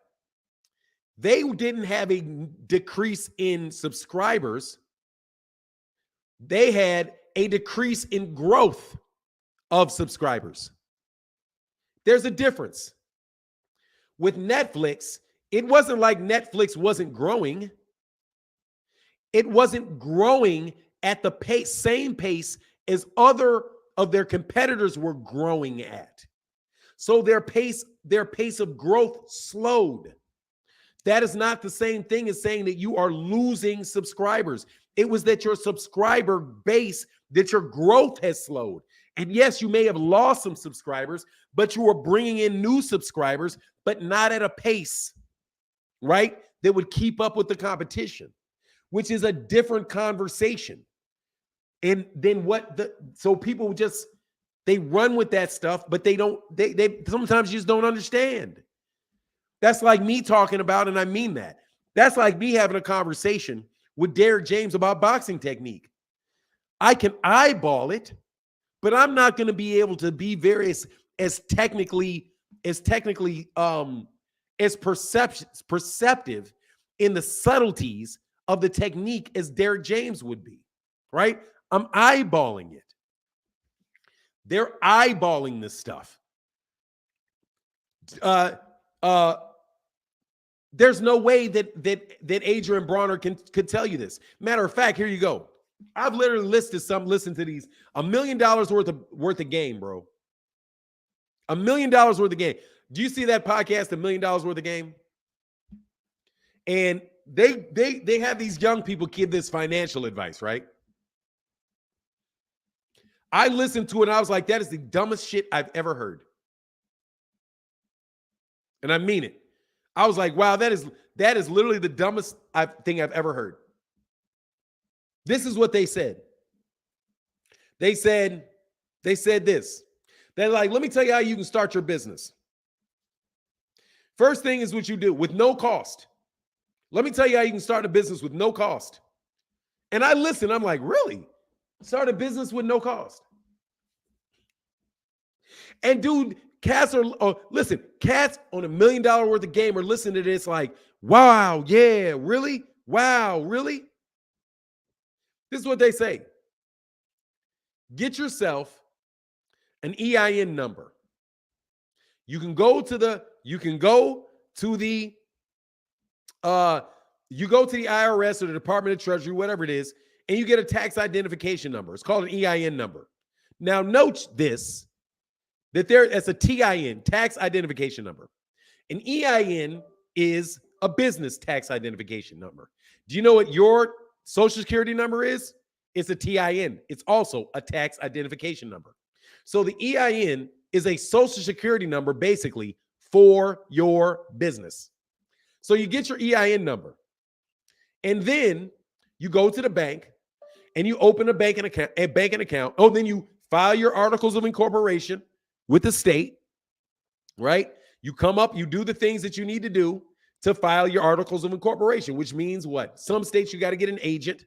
Some people you got to do whatever. So you get that, and you get incorporated by the state. And then you file for a credit card. And you use your EIN number and your EIN number and your bank account to apply for a credit card. And then you fund your business. You start funding your business with that credit card so it doesn't cost you any money. And I listen to myself and I'm like, what ridiculous ass advice. That's terrible advice.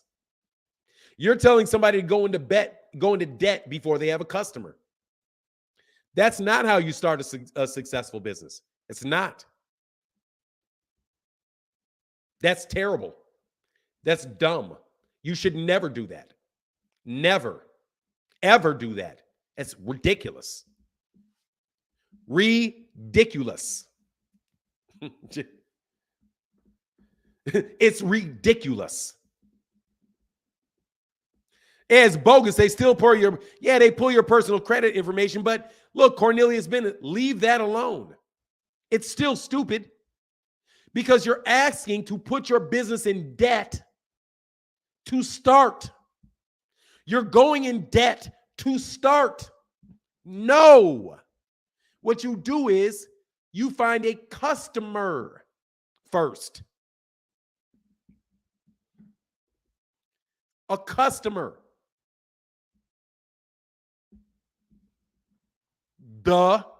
You find a customer. That's where you start. You start with a customer. You start with somebody giving you money. You don't start by going in debt to a credit card company. That is the worst advice I ever heard. That is ridiculous. Keys to life. So why is it Helenius hit the canvas in a similar fashion of Fury and the fight immediately waved off, but Fury gets a chance to beat the count? Because it's Tyson Fury.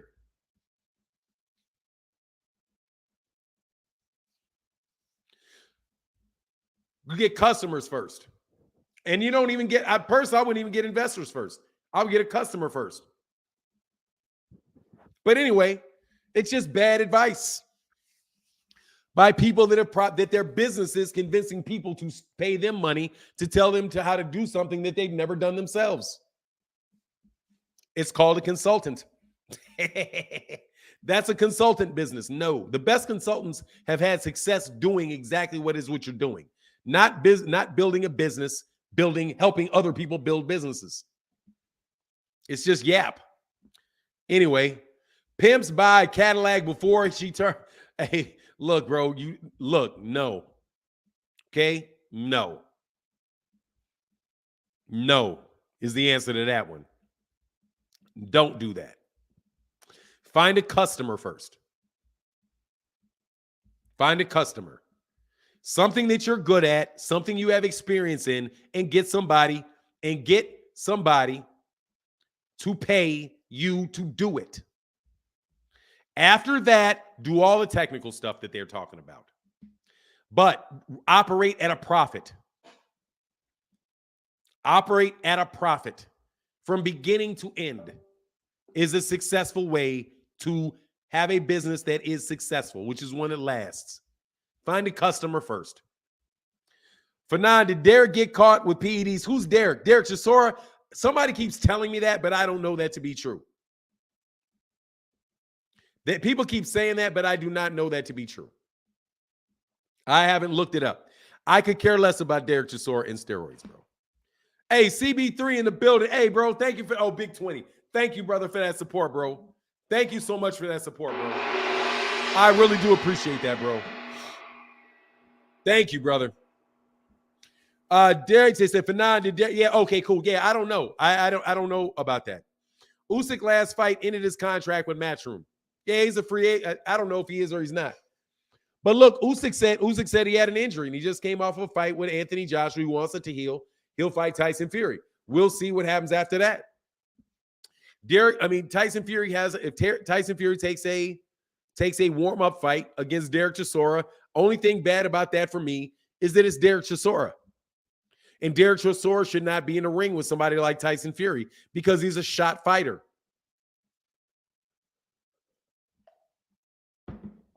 He's a shot fighter. He has no business being in the ring at all. He takes terrible beatings. He's exciting because he takes terrible beatings. He's a surefire knockout for Tyson Fury because Tyson Fury is going to give him a terrible beating. So I would like not to see that fight. I would rather see somebody. I think it should. I don't care who it is. That guy's going to take a terrible beating in that fight. This is like Errol Spence Jr. fighting Amir Khan. Or Terence Crawford fighting Amir Khan. Yeah, it's like that. It is like Terence Crawford fighting Amir Khan. Why? You're going to hurt that dude. That's why Amir Khan quit. That's why Amir Khan quit before he could get hurt. That is his friends. He's getting a payday and retirement. Hey, okay. It's still, I hope he pulls punches. I hope he pulls punches because that fight shouldn't get made, bro, in my opinion. John Boy said, good morning, man. Good morning to you, bro. Good morning to you, man. Much love in that super chat. Thank you so much, man. Hold on one second.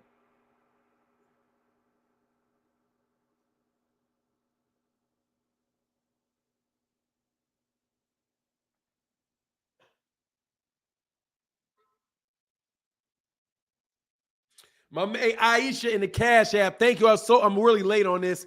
Aisha in the Cash App. Thank you so much for that $5 holler in the Cash App. Thank you so much. Sorry for being so late with it.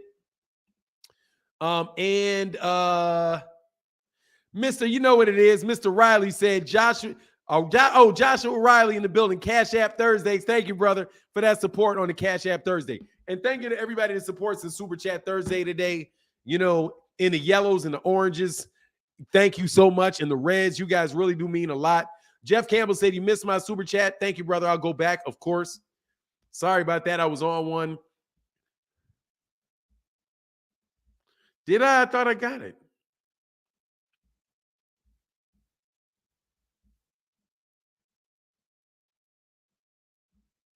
Jeff Campbell. Oh, yes, I did miss it. And that is for my guy, John Boy. I know he here, but supporting. Thank you, brother. Thank you, Jeff Campbell. Also, Geeks of the Universe says, good morning, Fanon. Did they announce Wilder's next fight? No, they did not. They said they say it was announced that the WBC will order the Andy Ruiz fight. They will order the Andy Ruiz fight, is what they said. Thal Big Yellow's in the building, brother. He said, for John Boy, I always catch the show for the shout out yesterday. Hope you good have a good day. Much love in that super chat. Thank you, brother. And John Boy in the building said, go sub to the Rise podcast all day. Yes, sir, bro. Go to the Rise podcast. What's next for Boots? I don't know, man. They say he's gonna be fighting in December, so let's get it popping. Let's get it popping.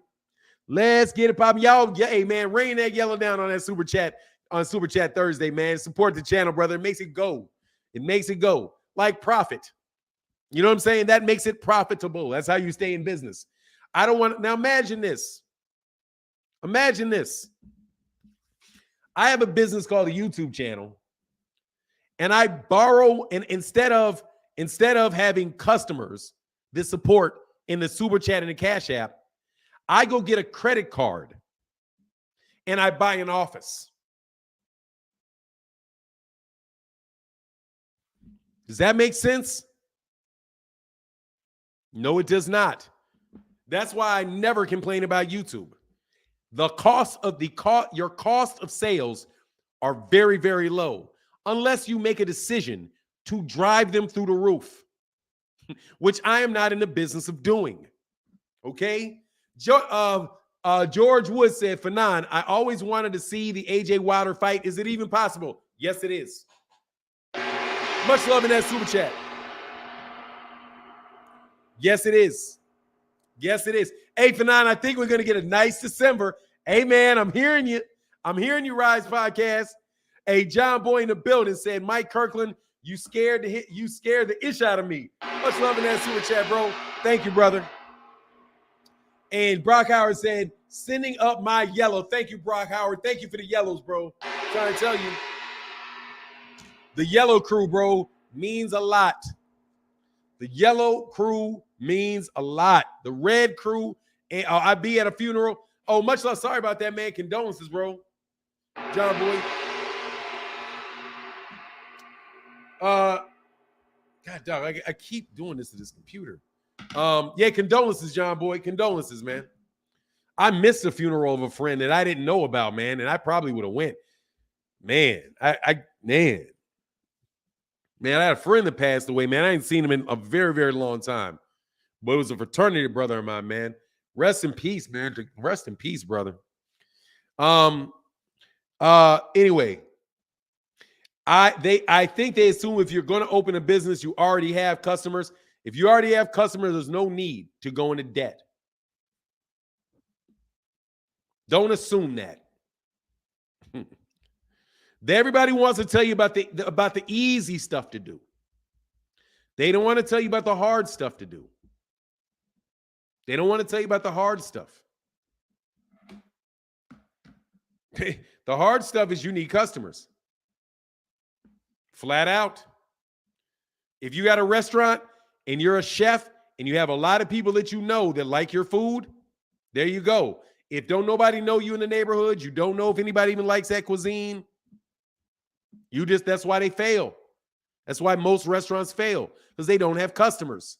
Now, some businesses, you're not going to be able to have any customers until you open the business. However, it's not really a big risk with McDonald's because people are really familiar with that brand. That's why people franchise, because those franchises already have customers. Franchises are going to be more successful than startups and restaurants because of the concept of you needing customers. McDonald's has customers if you start a McDonald's. State Farm Insurance has customers if you're going to start an insurance agency. It's just, that's the importance of connecting yourself with a brand, because that brand has customers. But I could go for days on that, bro, about how to operate a profitable business and the importance of small businesses focusing on profit and not size. Because it's like a funnel, but I won't do that. I'm not going to do that because y'all ain't down like that, bro. I'd be at a funeral. Yeah, much love in that super chat, brother. Thank you and condolences, brother. And my man John Boy back in that super chat said, "No, I was responding to Mike." Okay, cool. And Zenith 360 said, "Same people that trash Wilder versus Helenius coming off 2 great KO wins and took White the distance, silent about." WBC champ fighting Chisora with 12 losses, who got knocked out cold by Dillian White. Got knocked out cold by a guy that he just knocked out cold. But who cares, man? Because I think Zenith 360, that's because people don't care about that fight, bro. John Boy in the building. Oh, man, that's my dude right there. Hold on, man. You ain't allowed to do that, bro. Come on, man. John Boy said, Mike Kirkland, you can't go MIA without saying something. Us old folk can't go missing. You know what that is, brother. You know what that is. So deep in the building said, you keep doing what you doing. Much love from childhood all day. Man, thank you, So Deep. That's my dude. And make sure, if y'all love house music, you subscribe to the Parlor of East Wheaton. every day you're going to get some old school house music from some old school house DJs. Yes, sir. That's like original Chicago pizza. You missed a couple for 9. I think I got them. John Bowie in the bill said, Mike Kirkland, you the first person here to make me feel welcome. It means a lot. Thank you, Joe. Oh, I didn't know that. Like, much love in that super chat, John Bowie. And Mike Kirkland said, life's good as always, John Bowie. Nothing to complain about. But yeah, bro, thank y'all for that support. And I'm telling you, man, I'm telling you about them business. You know, you go into business when you have a customer. And I will tell you, bro, just so I can tell you, I don't think I missed them. I think I got them. Oh, I definitely got them. And I'll tell you what my source on that is. My source is that both my father and my brother are both in the Illinois Entrepreneurial Hall of Fame. Both of them. I got two Hall of Famers in my family, in my immediately family for entrepreneurial efforts. In one of the biggest marketplaces in the world. Okay, and I guarantee you what I'm telling you is the truth. Get a customer first and keep your customers. Get them and keep them. Get them, keep them. John Boy said, happy birthday, Terry. Oh, yeah, man, happy birthday, Terry. Happy birthday, Terry. And so deep, am I lying? Just let me know. Am I lying? He'll tell you I'm not lying because that's my family right there. That's my family. John Boy said, I'm so happy to see you. So I need stop super chat. Much love in that super day, man. If you did, John Boy, I would understand, brother. You are an eternal gong on this channel, bro. Say, get him, Fanon. I'm just telling you. You guys these dudes be talking about shit they don't know. They don't know. They don't know. They do not know. No, the PBC is not going to do it. The PBC will go out of business when fighters stop signing with them. Those guys can probably operate on a shoestring budget immediately because they're not silly, man. And I believe that's the way that they operate because whenever you go to anybody that works with them, they all have their own company. They all have their own company. Everybody has their own business entity. Kelly Swanson has her own business entity. Sam Watson has his own business entity. Al Heyman has his own separate business entity. Gervonta Davis has his. Errol Spence has his. Deontay Wilder has his. All of the different promotional outfits, the promoters that actually promote on the card, they all have their own entities, which means the PBC itself is not responsible for paying those guys any money. That's not the case with Top Rank. Top Rank's business model is more cost heavy. It's more cost heavy. I promise you. And John Boy back in that super chat, brother. Thank you so much, man. He said, Zenith 360, Mike Kirkland, where Herbert Johnson? He's here, brother. He's here. And Joshua Wright. Oh, I got you. Oh, it hasn't come through yet, bro. And then John Boy says, Timothy in the building. Yeah, y'all doing the super chat Thursday now. I hate that dude, I wish Devin Haney. You know what, too? It'd be a lot easier if y'all would stop this, so therefore I could speak very positively about Devin Haney. Because, look, it costs money not to be a Devin Haney fan, bro. Well, I don't know. It kind of does. Because you guys don't support. Because A said, so deep said, you are not lying. Thank you very much, bro. Seen it? This dude right here knows me. I've known this cat since I can remember. We had a conversation. I was literally like, hold on, man. Do you remember the first time I met you? This is how long I've known this is my dude. This is how long I've known my dude. The first conversation I ever had with him was about John Travolta's Saturday Night Fever in the movie theaters. You know what I mean? Work with me, bro, not for me. Hey, yeah, there you go. Oh, Derek James in the building. What's going on? He said, do you think if Wilder stays at his weight, he can beat Fury because the third fight, he was too bulky and took away from his third? Look, bro, I don't know if he can or if he can't. I think the most important thing for him to do is to be able to hit Tyson Fury more consistently. I think if Deontay Wilder can hit Tyson Fury cleanly 3 more times around, he'll win that fight. He needs to be able to hit Tyson Fury cleanly 3 more times around, and he'll win that fight. Because he will knock him down every round. Tyson Fury really can't take Deontay Wilder's punch. So Deontay Wilder needs to find a way to be able to land more frequently on him. Land more frequently. And he'll beat Tyson Fury like that. Because Tyson Fury's not going to keep getting up. One of those shits is going to keep him down. No joke. One of them is going to keep him down. But it's going to be hard to win rounds against him. Right? So if Deontay Wilder can have a better, crisper jab, better head movement, more mobility, yeah, he may be able to do it. He very well may be able to do it. But Tyson Fury is a tough fight. Tyson Fury is a dirty fighter too. And I still maintain that. I'm going to say that every time. Robert Yarmio said, good morning, Fanon. Too blessed to be stressed. Have a blessed day. Thank you, brother. Oh, my God. I'm too blessed to be stressed too. But I'm still stressed. Much love in that super chat, bro. Who can take it? Nobody. That's why I'm saying Deontay Wilder. Yeah, that's why he just needs to land and punch more. That's it. And he's got to be. So the jab is important. And his mobility is important. Fighting Tyson Fury on the outside over 12 rounds is important. And forcing Tyson Fury to come forward. You know what I mean? He said, because you are an overthinker. Oh, me, Fahim? I'm an overthinker? Yeah, I do. Oh, my God. I really am, man. Yeah, got dog, man. Hey, Herbert Johnson, what's up, Fanon? What's up, John Boy? I'm sorry. I told Fanon, my boss told me yesterday to take my ass back to work, messing with y'all in the super chat. Hey, much love in that super chat, bro. Thank you, bro. Yeah, because I'm an overthinker. Yeah, I am. I agree 100%. And I suffer from mental illness, just period. No joke. I consider it like that's just the truth of the matter is. That is my mental illness. It really is. I worry. And what would happen with me is I would worry and I would worry. It doesn't matter if something's good or bad or whatever. I would always worry because I'm trying to achieve certain things.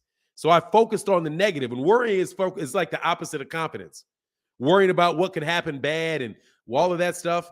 And then what I would do is I would puff on something. And in the evening I would drink on something to kind of like try to get my mind off of that. But it would just take my mind further down that. And it kind of snowballed. So for me, I had to really had to like start focusing on doing positive thinking. Just being like, man, I'm good today. Let me set my goals for the day. I'm gonna make my goals for the day. If I make my goals for the day, I'm good. And when this over with, I'm not gonna worry about tomorrow until tomorrow. And it's been a lot better. So no puffing, no sipping, very little, lot less sipping, but not for those reasons. You know what I mean? But you're right, bro. And I think that's important as a life lesson for myself, life lesson for other people, man. Worrying is really worrying will kill you, man. And 99% of it is for no good. And 99% of it is no good. Yeah, dude, that's what happened to me, man. I'm convinced, I'm positive of it. That's what happened. Because I worry so much. I worry. Kind of like the way that I talk about this Devin Haney stuff. Y'all think I don't like Devin Haney. I do. But some of you, the ways you guys are behaving for him, you're worse. You're as bad as Vasily Lomachenko fans. You're as bad. You're literally as bad as Vasily Lomachenko fans. You're as bad as the people that you think. All of the people that all y'all that talked about those. Excuse me for scratching my nose. I didn't pick it. It itched. Sorry about that though. I'll do it like that next time. For all you people that talk about how bad Lomachenko was and how bad his fan base was and how they're making up a bunch of stories for him, how he was never undefeated, how he lost these fighters and fought to these fighters and all of that. You guys just turned around and did the same thing for Devin.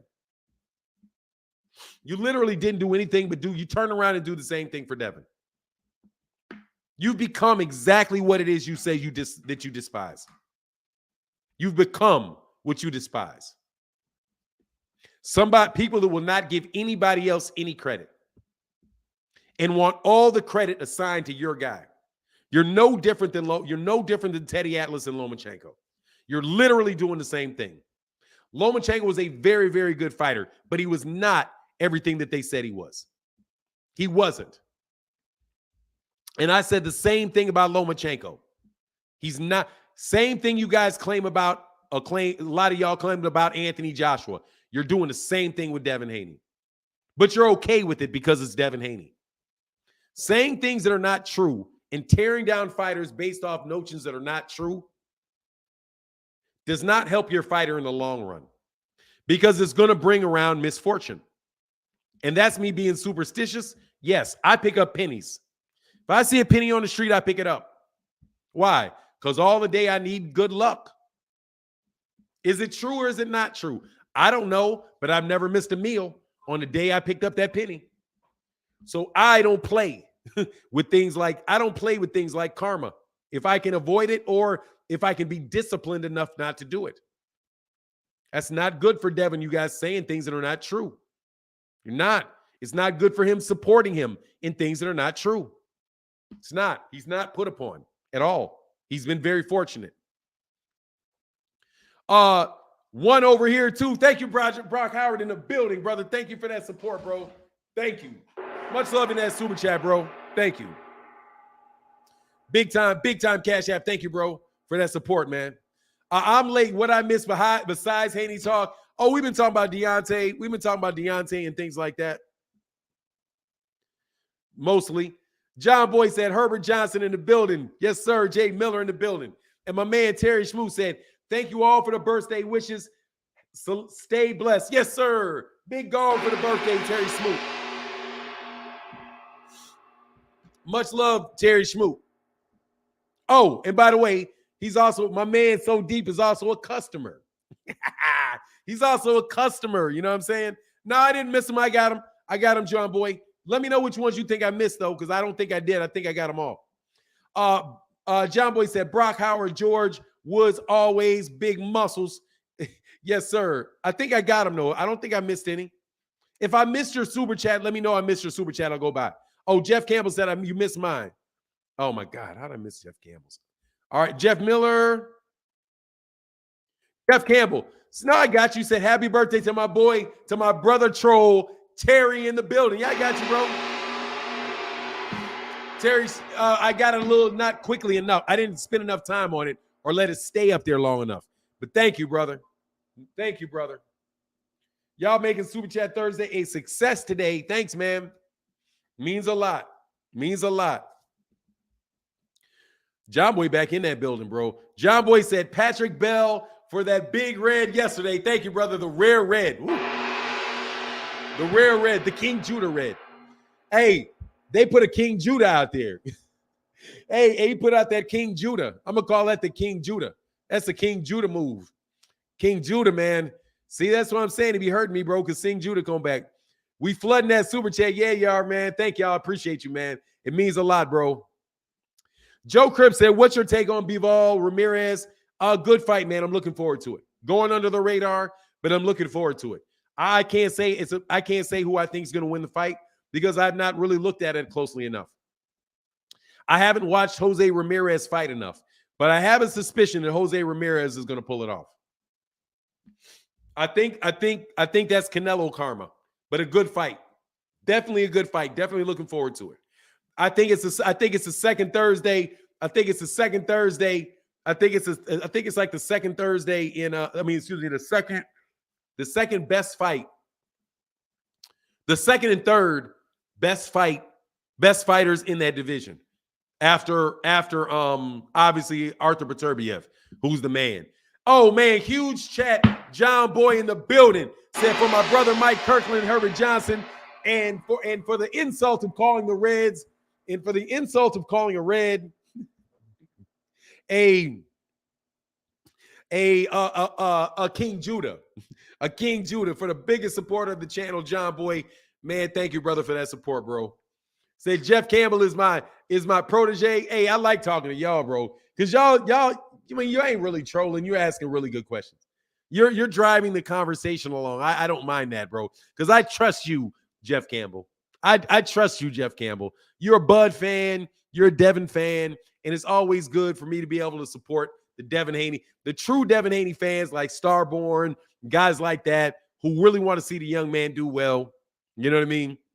And ain't out here with some of that silliness, bro, y'all try to put on me. And I don't even understand why y'all want to argue about those piddly facts anyway.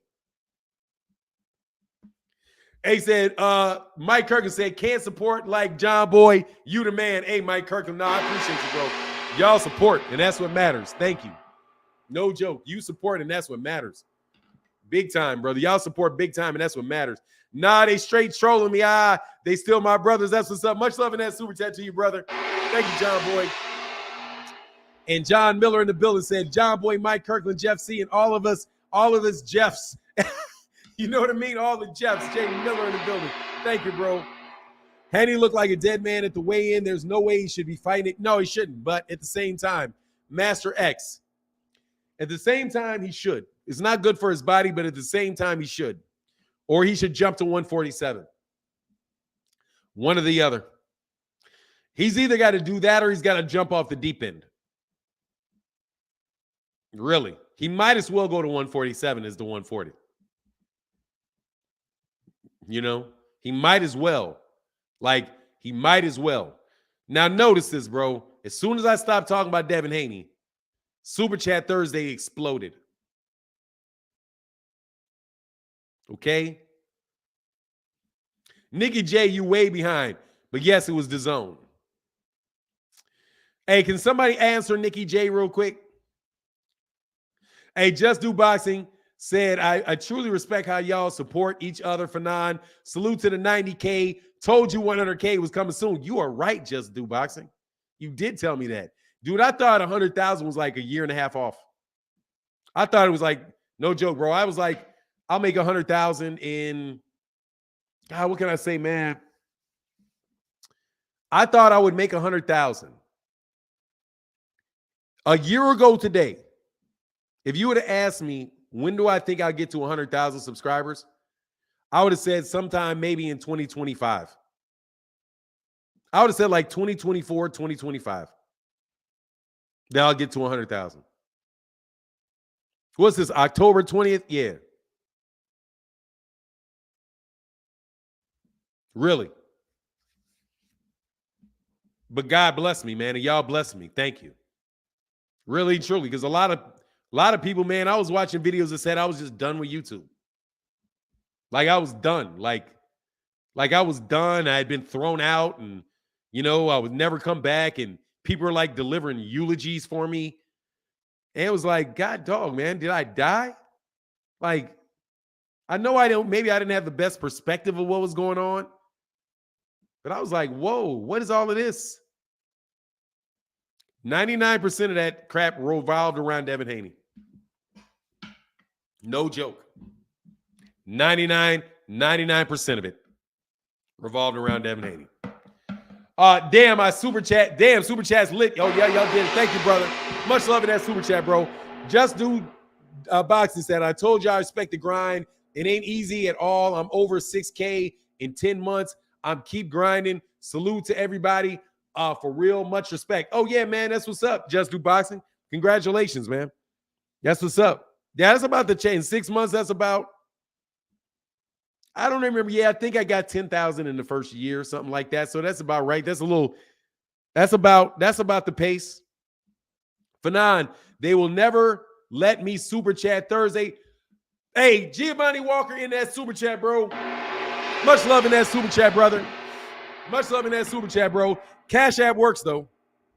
Thank you, brother. And Mike Kirkland said, thank you, Jay Miller, and all the supporters in the entire chat. Yes, sir. Thank you so much for y'all support, man. But Giovanni Walker, you support all the time, bro. Y'all support all the time, man. Y'all good. Thank you, man, for the support. It means a ton. It really, really does. Yeah. Y'all have no clue how much that means. Anyway, but let's get back. Not anyway. Along with that, let's get back to free boots. Tony Bang said free boots. You get a wrench for that. Hey, y'all, can y'all hit the like button, man? We only got 300 likes. Can y'all hit that like button? Truly, Tony Bang, stick around, bro. You're going to get a wrench, man. And I'm not going to tell you why, But it's because I was prejudiced against you when you came in. I was biased against you, brother, this morning. I'm telling you. Notice how few people care about Wilder's pay-per-view numbers. Oh, don't worry. They'll crap on it in a second. Don't worry about it. They'll crap on it in a second. John Boy said, we have a community here, and if any of y'all misusing, I notice. Thank you, brother. Yeah, John Boy can get you booted and get you wrenched. Much love in that super chat. And Jay Miller back in there said, notice how few people care about Deontay Wilder's numbers. Yeah, they don't. I just care about that fight. His pay-per-view numbers would suffer, though, because he knocked people out so fast.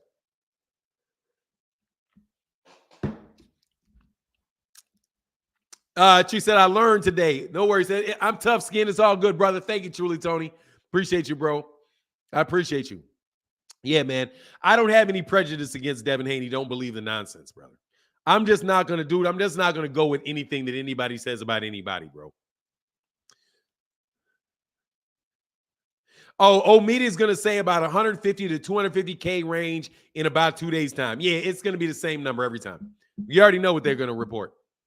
250,000, it flopped, and nobody watched it. They're going broke. You know what I'm saying? All of that is coming. Trust me. Give it a couple days. Or better yet, wait till somebody puts out something with some good numbers, and then it's going to pour out. Hey, man, I got some power, bro. Well, I have a little power on this channel, brother. I have a little power. I can hurry it up.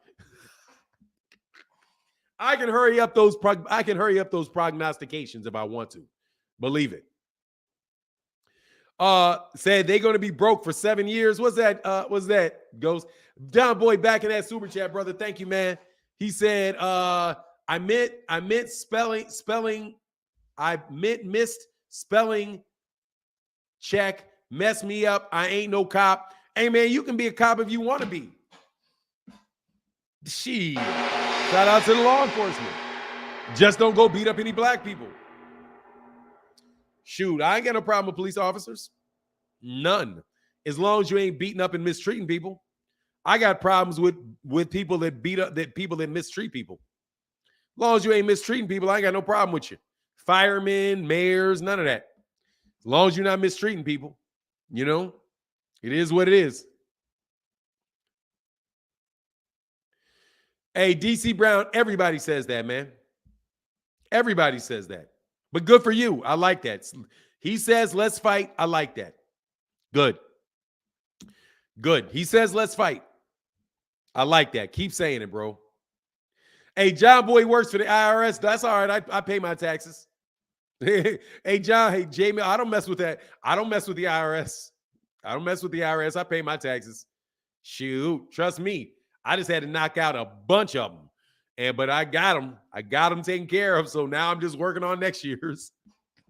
Because, you know, as a business, as somebody that has your own business, you pay taxes. You don't get a refund. You actually have to write the check to them. You're not waiting for the check to come back to you.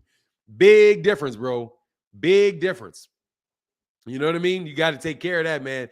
Jay Mill said, we too busy. We too busy on the edge of our seats anyway. You know what it is? Oh, exactly. To be worried about that is the knockouts happen. Jay Mill said, that's all you owe me. That's what's up. Hey, I know now means spell check. I'm saying people mess up. Oh, I got that already. I did get that. My bad. Yeah, Manny found out about them IRS. Yeah, them IRS be tripping. Them IRS be, hey, I don't play with them, dude. I don't play with law enforcement, generally speaking. No need. It's too big a risk, man. Jay Brock said, give Ready for the World some love. Let me love you down. Even if it takes all night. Black skin and Jerry curl. You got that right. Let me love you down. Man, them Jerry curl, boy, they set off a firestorm Ready for the World, bro. Just Chill says, salute fine in the chat for none. What's your opinion on Wilder's TKO being fake? I was there and I saw it be legit. That it is absolutely legit, and these guys are just silly. That they're not above sensationalizing and starting drama for attention. That's what. Both sides are guilty of the same thing, bro. Just let your soul glow. Hey, man. Both sides are everybody sensationalizes. These guys say, well, we can start. Did you see how his hands were spread? That's because he threw 2 body shots. Like this. Boom, boom. When you throw 2 body shots in a row, boom, boom, your hands are down. Have you ever seen somebody throw a left hook to the body and a right hook, a quick right left to the body, and bring your hands up? Somebody's a boxer around here. Can you tell me if that's even possible? To throw 2 shots to the body and your hands be up at the same time? You can't do it. Try it. Boom, boom. You can't get it. Boom, boom. How are we going to do for the like this? Boom, boom. You can't do it. You can't do it.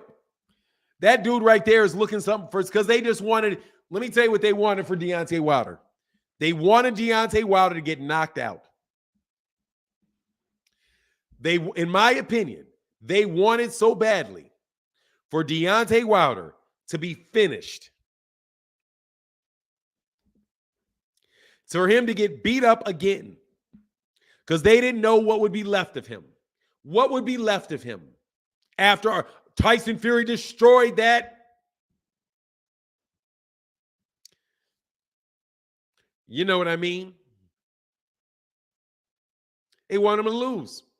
So when he came back and it was like, rewind, we right back where we were. Boop, get out of here. There you go.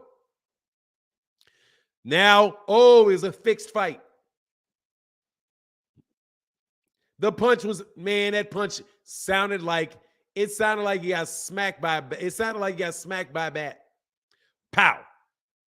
Cop, pop. Sounded like that. You can hear it. You hear the punch. But his hands were down. He threw 2 body shots.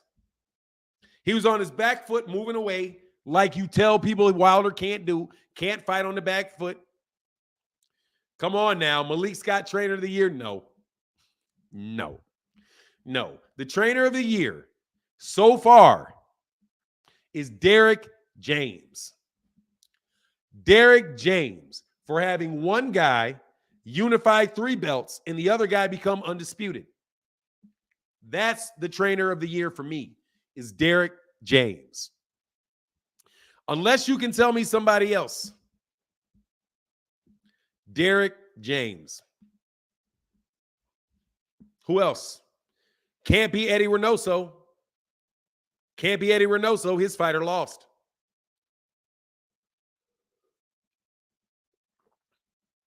Who? Bill Haney? Maybe Bill Haney? Think Bill Haney? Bill Haney should get a couple votes for undisputed. So there's Bill Haney. No joke, he should be considered. Terry Schmidt, I'm not joking. He should be considered. Absolutely, he should be considered. Why not? He should be. He won undisputed. He won an undisputed championship, and he defended it. Absolutely, positively, Bill Haney deserves some votes for Trainer of the Year. Yes. I'm not joking about that. He should. Why not? I would say Shakur Stevenson's father too. Only problem, his grandfather, but he missed weight. If Shakur Stevenson's grandfather had not missed weight, I would say you should put him in there too.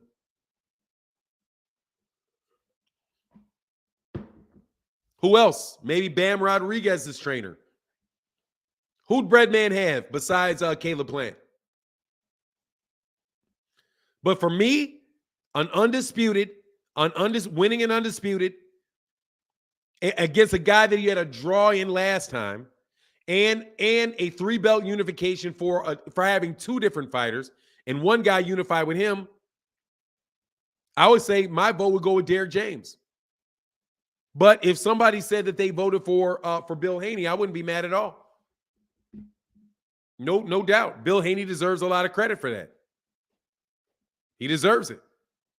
That's no joke. I'm telling you, I'm not hating on those dudes. Nah, Freddie Roach for what? Freddie Roach deserved that for. Didn't Freddie Roach fighter get beat up? Could have sworn Freddie Roach fighter got beat up by somebody. Giovanni Walker in that super chat, brother. Much love in that Cash App, brother. Thank you for that support, bro.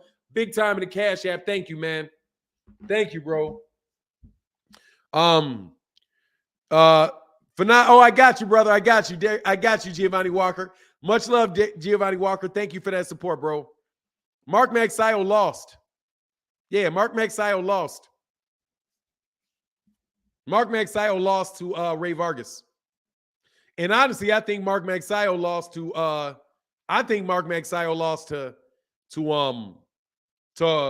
Gary Russell as well. Personally. But yeah, so right now, yeah, Derek James, because I don't know who else it would be.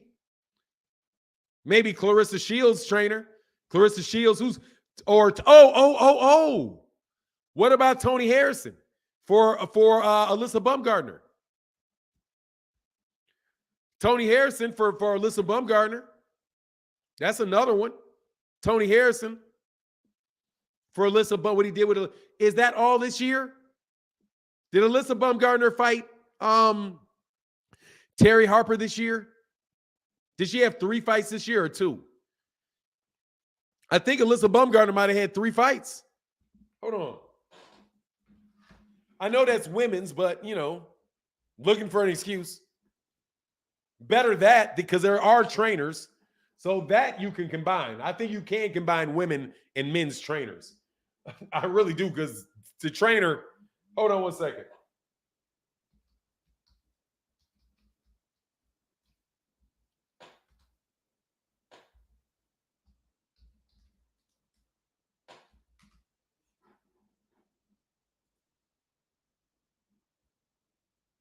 Nah, Terry Harper was the end of last year in November.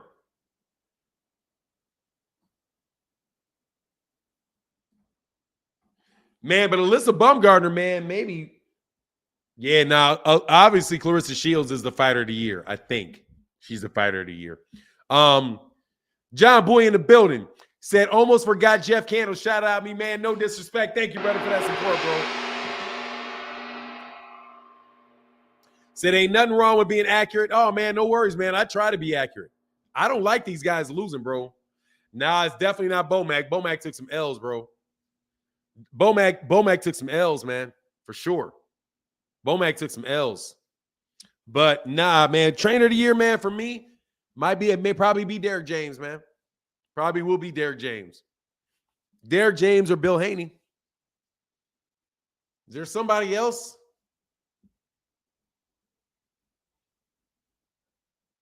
Yeah, those two. Those two. But with 2 fighters, I would take Derek James over Bill Haney for trainer of the year. But nah, Bill Haney should be considered for that, man. He really should be. Especially if Teofimo Lopez Sr. got it. Yeah, Derek J. Yeah, especially if didn't Teofimo Lopez Sr. get that? So Bill Haney should definitely be considered, man, for trainer of the year. He's my number 2. He's my number 2 for trainer of the year. Is Bill Haney. I don't know what you get for that, man. I don't even know, man. I have no idea. Loma's father got Loma and Usyk, yeah, but so what? So what? That still doesn't beat the Bill Haney to me. Well, maybe, but Lomachenko had Loma didn't fight nobody, man. Who's the trainer? Bill Haney's the trainer. Bill Haney's the trainer. I don't know that Vasily Lomachenko's father. You talking about Anatoly Lomachenko? Man, he may be in the running too for 2 fights with your boy. Yeah, he may be. I don't think that's too bad either, man. Bill Haney's over John David Jackson, undisputed in 2 weight classes. Who's the John David Jackson's the trainer for Clarissa Shields. I don't know, man. I mean, John David Jackson for Clarissa Shields. Yeah, she could be doing that. That could happen. Did she get him? Did he get both Undisputeds this year? If it's for women's boxing, then yeah, you can throw John David Jackson in there too. I'm just saying, man.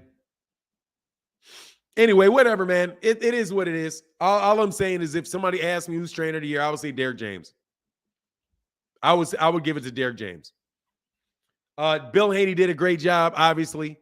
And Clarissa Shields' trainer, John David Jackson, great job. Alyssa Baumgardner's trainer, great job. A lot of them did great jobs.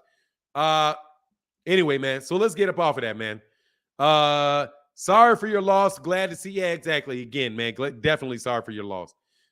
Anyway, so somebody asked me a boxing question, man. Let's get back to this boxing, man. Well, that's boxing too. You know what I mean?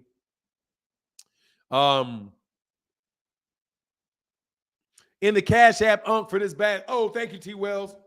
I got it up, brother. Thank you, man. Thank y'all for supporting, brother. Really, really, really, really thank you for supporting. Thank you guys for supporting, man. You know what I mean? Thank you. So once we got off this, we've not talked about Errol Spence and Terence Crawford for a while, man. Hey, man, people are like, why you gotta stop talking, man? We talking about this silliness now. We talking about stuff that's even more silly than that fight that I really hope gets made, man. Hope gets made. We're at sorry for your loss. Okay, man, are we done? Ain't nobody flowing no more conversations. We got 383 in the building. Let me take a pause to say, hey, man, I hope we got more than 383 likes. Nah, man, we get them likes up to 383, man. Damn it. God dang it. Hold on a second. God dang it. Dang, gosh, dog it. Gosh, dog it.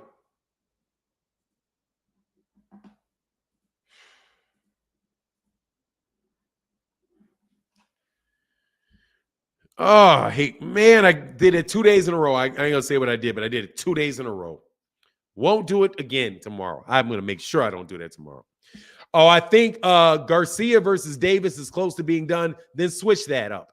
It's Davis versus Garcia then. Get the name, get the order right. Get the order right. Oh, Eddie Hearn. Eddie Hearn says it's the biggest fight. It's the biggest fight in the division. It's AJ Wilder. He finally fesses up after years that that's the biggest fight in the division is AJ.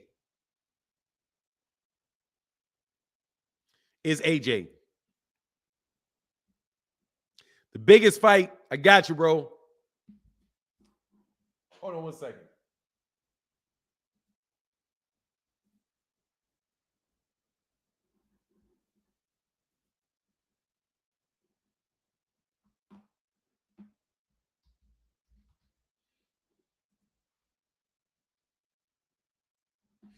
All right. It used to be the big. No, it's the biggest. It's still the biggest. It's definitely the biggest. Definitely the biggest in the heavyweight division. Definitely the biggest in the division. You know why? Because it can take place in Vegas. It's the biggest fight in the division because it can be in Vegas. No doubt. It's the biggest fight in the division. Because, dude, Tyson Fury's big fights were big because of Deontay Wilder. Not because of Tyson Fury. Not because of Tyson Fury. Because of Deontay Wilder. I'm telling you. All of this conversation about Tank, Gervonta, Errol, Terence, and all these big fights, people got to realize Deontay Wilder's a bigger name than all of them. Deontay Wilder's a bigger name than Gervonta Davis is. He's a bigger name than Errol Spence Jr. is. He's the biggest name in American boxing. His numbers bear that out and have always bared that out. Always. He is the biggest draw in American boxing. He is. He's been that. Been that. He's been that. Nobody is coming close to 1 million views on Showtime. Do you know how big that is? Dude, he is the biggest name in American boxing other than Canelo Alvarez. That's it. Canelo Alvarez is the only one, and that's because he was with Floyd. He fought Floyd. He's got a big Mexican audience. But Deontay Wilder is the biggest name there. There's no coincidence that all those Tyson Fury fights did so well. How'd they do so well if it wasn't for Deontay Wilder? From the very beginning of Anthony Joshua making any bubbles, the whole conversation was Deontay Wilder and him. They just acted like he wasn't. He's the biggest name in American boxing. Look what his fight just did with those people in Barclays Center. This guy's coming off 2 losses and still packed the Barclays Center. Still packed the Barclays Center. And had the Barclays explode with a knockout. Which means what? They're coming back to the next Deontay Wilder fight. These are facts. These are facts. Deontay Wilder is the man, bro. Deontay Wilder is the man. You can say what you want. Knockouts sell. He's the most exciting fighter in boxing. The most exciting fighter in boxing. What? And you know I'm telling you the truth. The only guy as exciting as him, coming as close to being as exciting to watch as Deontay Wilder in American boxing, is Gervonta Davis and Errol. Because Errol put on a different type of excitement. He put up that, ooh, ow, ooh, ooch. Ooh, it's getting ugly. Ooh, it's getting ugly. Terence Crawford will send these to your seats too now. Terence Crawford will do a little something for you too. You know what I mean? But you're not on your edge of that. You don't see that. You don't see that. You don't see that body twitch. He ain't giving you that body twitch. He ain't giving you that body twitch. He ain't giving you that. Oh, it's a fake punch. It can't be real. Hey, dude, Deontay Wilder hit so hard you can't believe it. Deontay Wilder's power is like Bigfoot and the Loch Ness Monster. They got him, dog. Errol puts on a public bludgeoning. Yeah, dog. Like Lord, dog. Whoa. Slow down, Errol. Errol, slow down, man. Dog, come on, man. But no joke, bro. Man, they treat Deontay Wilder's power like it's the Loch Ness Monster, bro. Like you see it on the screen, but oh, you know that. That's just a shadow, bro. That's the angle. Nah, it ain't, homie. Nah, it ain't. He said, yeah, it was staged like Jermell when Jermell had that man's body twitching. Hey, dude, Jermell, though, no joke, bro. That's my dude, man. Hey, I ain't gonna lie, bro. That's my dude right there, Jermell. Jermell's my dude, bro. I mean that 100 miles an hour, brother. Jermell Charlo is my dude. That dude right there is a fighter. And that guy right there, no joke. Hey, Edward Torres said, we all love how we rock with you in the Shy. I'm from the Shy. You know what it is, Edward Torres? I'm from the Shy. You know I rocks with the Shy. I'm shy to the day I die style. You know what I mean? I still rock with the Bears. I only rock with Chicago. No matter where I've lived, I will tell somebody in a minute, I only rock with Chicago teams. I always rock with Chicago teams. Nobody but Chicago teams. Nobody but Chicago teams. I don't care where I am. I've lived in New Orleans, and I'll tell cats straight to their man, I don't care about no Saints. Who that? I'm that. We that. We that. Everywhere I've lived, bro, Memphis, DC, doesn't matter, bro. Atlanta, everywhere I've gone, bro, it's Chicago. It's Chicago. That's my dude. I'm there for good with Chicago. But look, I'm going to bounce up out of here, man. Much love to everybody in the chat. Thank you guys for supporting so heavy on Super Chat Thursday. It really was a success. It really makes the channel go. Thank y'all so much, man. Make sure y'all hit that like button.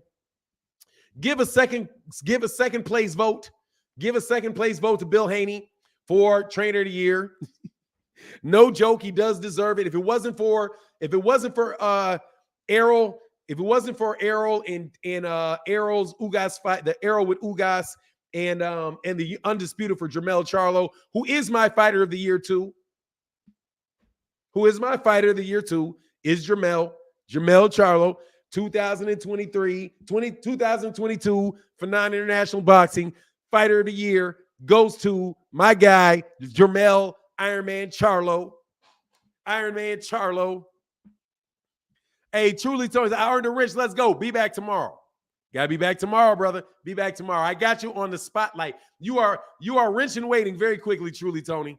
But I gotta watch. You gotta watch how you do, because man, you know, cats be acting crazy. Wilder, the only star in boxing that built his momentum without being linked to Floyd or another name. He built everything from scratch. It's hard to make harder to be. To make it harder, he came from a non-boxing city. Incredible, no doubt, dude. I like your analysis, Zenith 360. Your analysis being on point. Anyway, much love to everybody in the chat. I'm hollered. I earned a wrench. See, that made you get held up for that wrench. Anyway, much love in that chat. Everybody in the super chat. And with that, I'm out. Deuces.